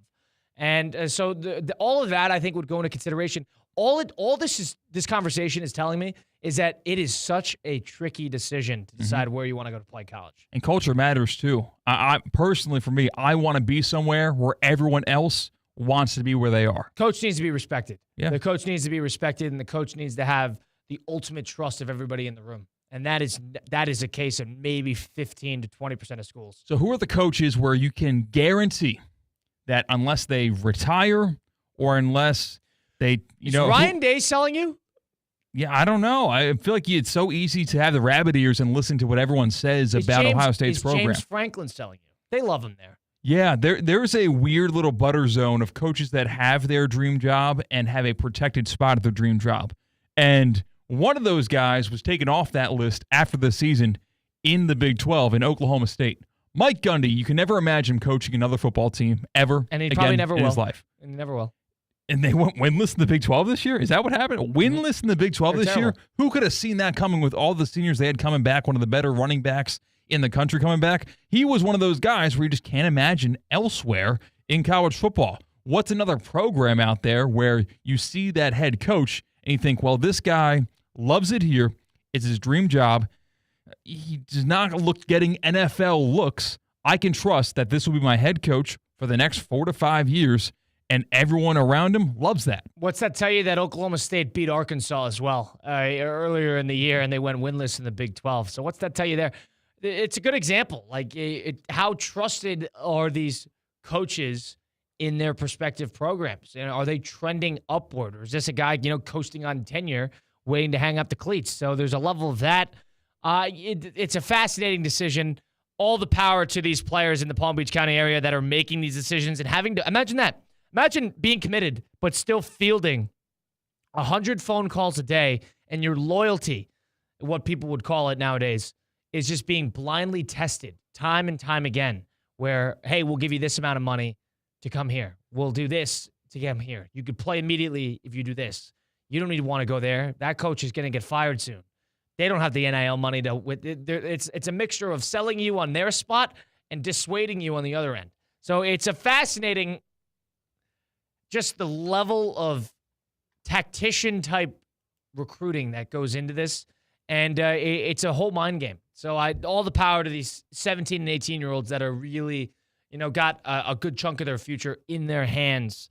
It's unregulated. It's a problem, but at the point in time now, it is, I guess, just the last one, able to dip his toes in might be the one who prevails. I do think that this 12-team expanded college football playoff is going to help recruiting for the smaller schools. I do think that having SMU on this bigger stage, I know they got the money no matter what, and I know the Boise State on this big stage against those big brands on nationally televised, solely focused on their games. There's no distractions. It's all about the CFP. I think it's going to help recruiting there. Absolutely. At not the smaller schools, but the lesser known schools in Power 4 or even in the Group of 5, that keeping them in the mix will attract players that are just looking for a spot and looking for the spotlight for just a game or two. You can win if you go to an SMU or Boise State. You can have just the amount of, BYU. Yeah, BYU. You don't have to go to you go back 10 years, Go back Alabama. 5 years. Go back 5 years. Yeah, Ohio State. You don't have to go to those schools. If your ultimate goal is to win a national championship, there is certainly a path if you were a prominent, formerly G5 school.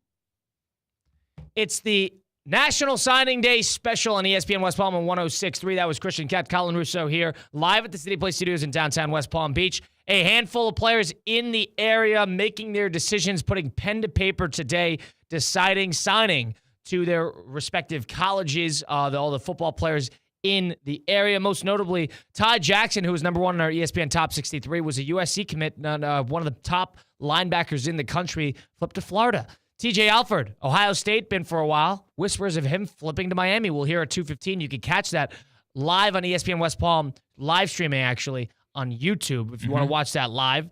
Wade and Charles from Palm Beach Central, UCF. Somerset Canyons. He transferred from Central to Somerset. Central to Somerset Canyons. So it's UCF. What is he going to be up to? Putting pen to paper there. Jaylen Brown is somebody that's a big TBD for us, whether he was going to go back to Louisville or stay in West Virginia, Kentucky. The running back out of Newman going to Pitt. So that was just recently announced this morning. He is going to be suiting up for the Panthers in the ACC. Other schools, Kamari Williams out of the Palm Beach Central, Arkansas. RJ Jones out of Vero Beach, Illinois. Still waiting to see on that one if he's going to put pen to paper there or getting flipped last second. I was over at Santa Lucia's with Jaden Browner and what they were saying, Jamar Browner, excuse me, and the coach, Hector Clavijo, was talking to the people in the stands, and he said, we were fielding calls as late as this morning. Oh, wow. And he said, college coaches calling last second, trying to get these guys to flip. And he said, we were in multiple schools, multiple coaches, up through the night last night and into this morning. If that doesn't tell you that it is just a giant crapshoot Armageddon on the recruiting side of things, let that be the example because, they're kids. These guys are 17, 18-year-olds.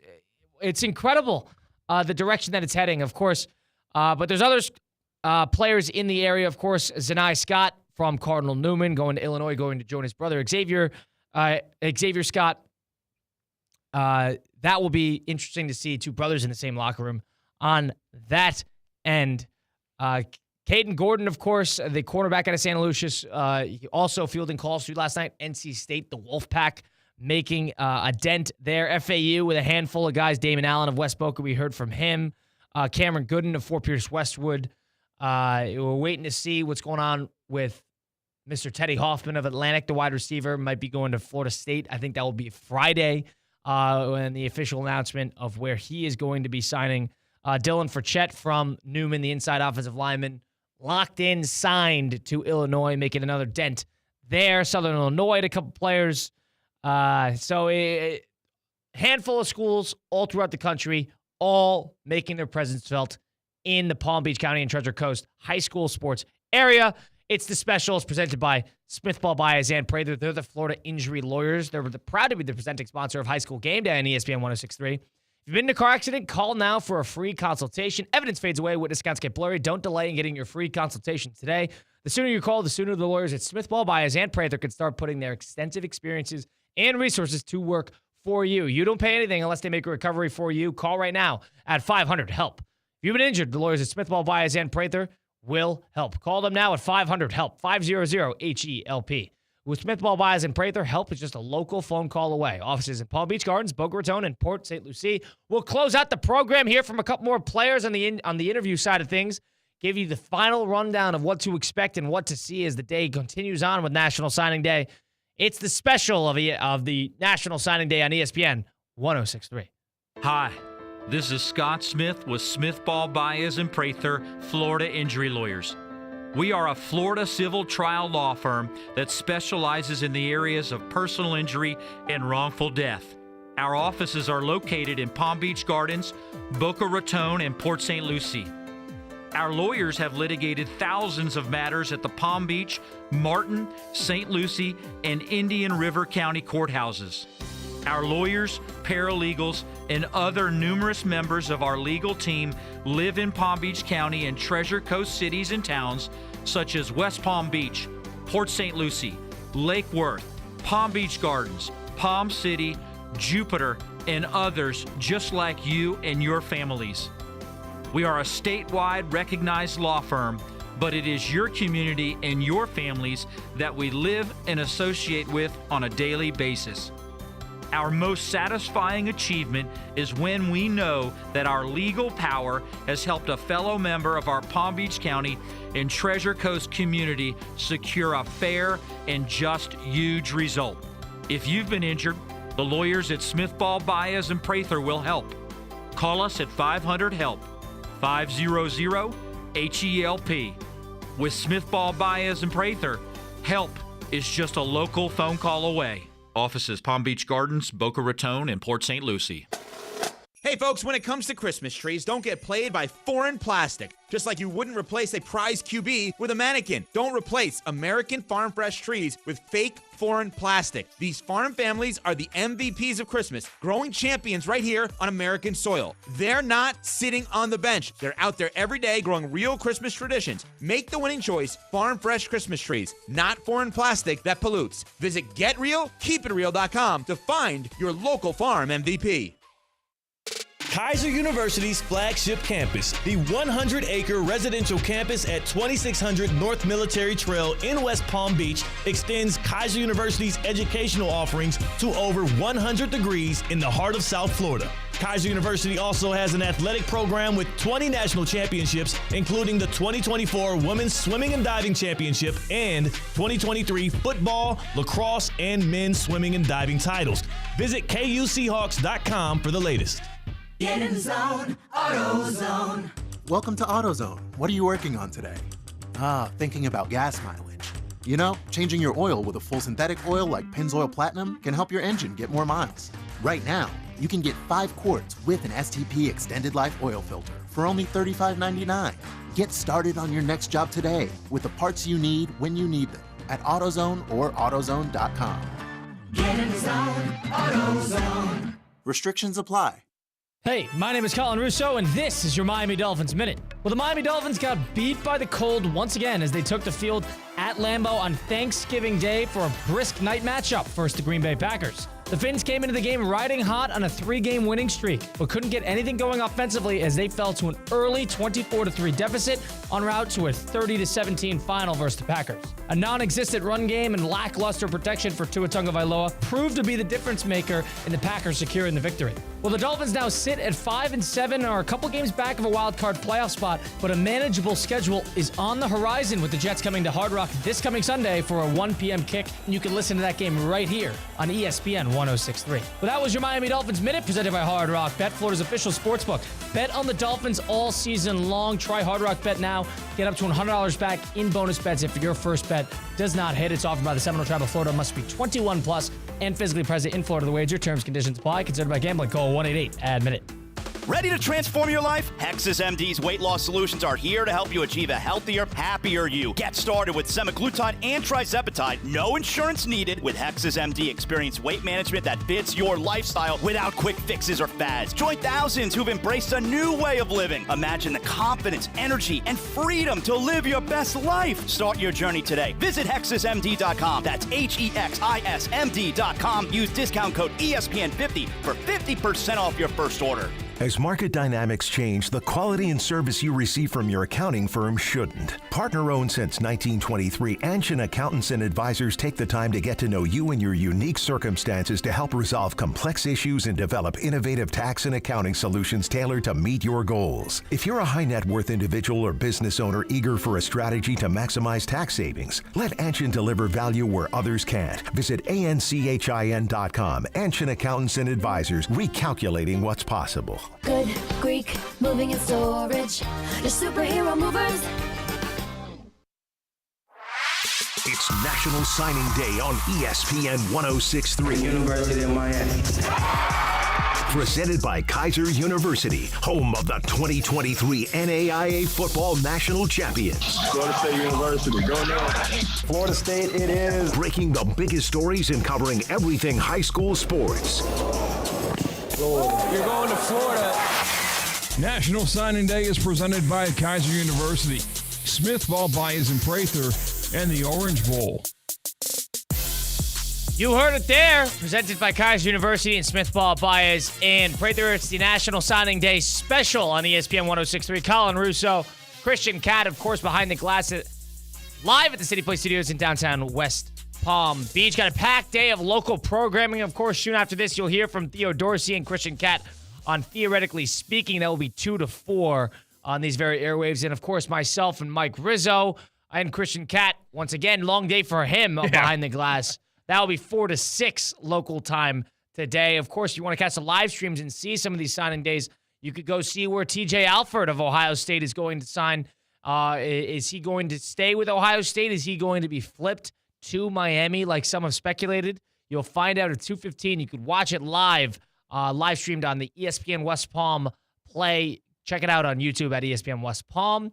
And, of course, Teddy Hoffman, another one on Friday, I believe, will be making his decision on where he's signing. Some people speculate that he'll be going to Florida State and joining Mike Norvell and company and Gus Malzahn as the new offensive coordinator there, the star receiver out of Atlantic who has had himself talk about a upward trajectory year. I don't know if there's anybody in the county who has upped his stock more than that gentleman right there down in Atlantic. Yeah, you ever see a movie where you can't really give the details of a movie because it's so spectacular, but you and can talk with anybody else who saw that movie and just nod to yourself like, yeah, you've seen the Teddy Hoffman experience. You've seen what he does on a football field here in South Florida.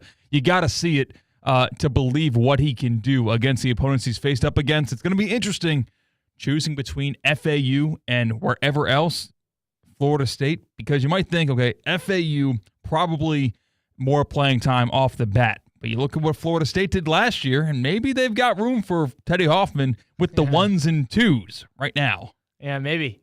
With Florida State as big of a disaster as they are, losing recruits, and Florida making a big dent in what's going on, we'll see. Is he going to have an opportunity to play early on in Florida State? He's definitely going to have an opportunity to play early on under Zach Hitley and Florida Atlantic, because Florida Atlantic is going through a bit of an identity change right now.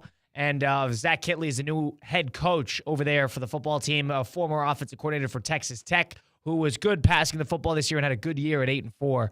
So the youngest coach in FBS at 33 years old. Or you could go and join Gus Malzahn, somebody who is shoved out of Auburn and I speculate shoved out of UCF, despite him taking a personal resignation and then shifting towards offensive coordinator at FSU. And then Mike Norvell, who signed that fat extension, has got a $100 million buyout, essentially. And they dropped to 2 wins this year after going undefeated last year. So it's an interesting little decision. You want to go with the youngest coach in FAU history who probably didn't recruit you and had no idea who you were? Or do you go to FSU, who, this is Seminole country in a lot of spots in the Palm Beach County area, and go play for somebody like Mike Norvell in Tallahassee?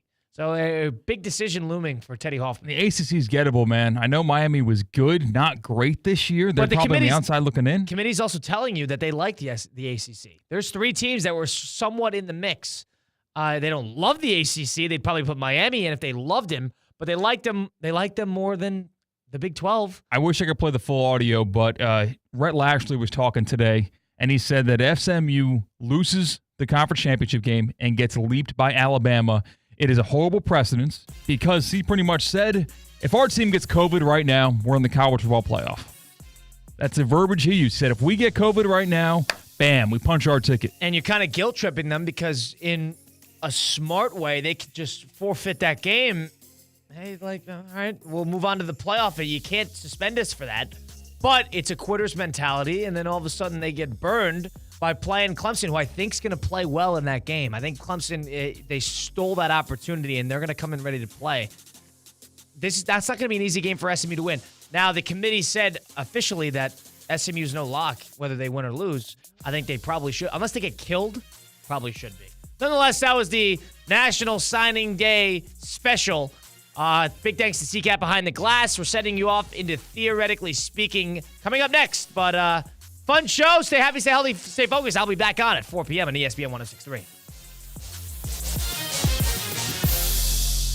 Want to accelerate your career as a manager or executive in the exciting industry of sports? Florida Atlantic University's MBA in Sport Management program is ranked #1 in Florida and 10th in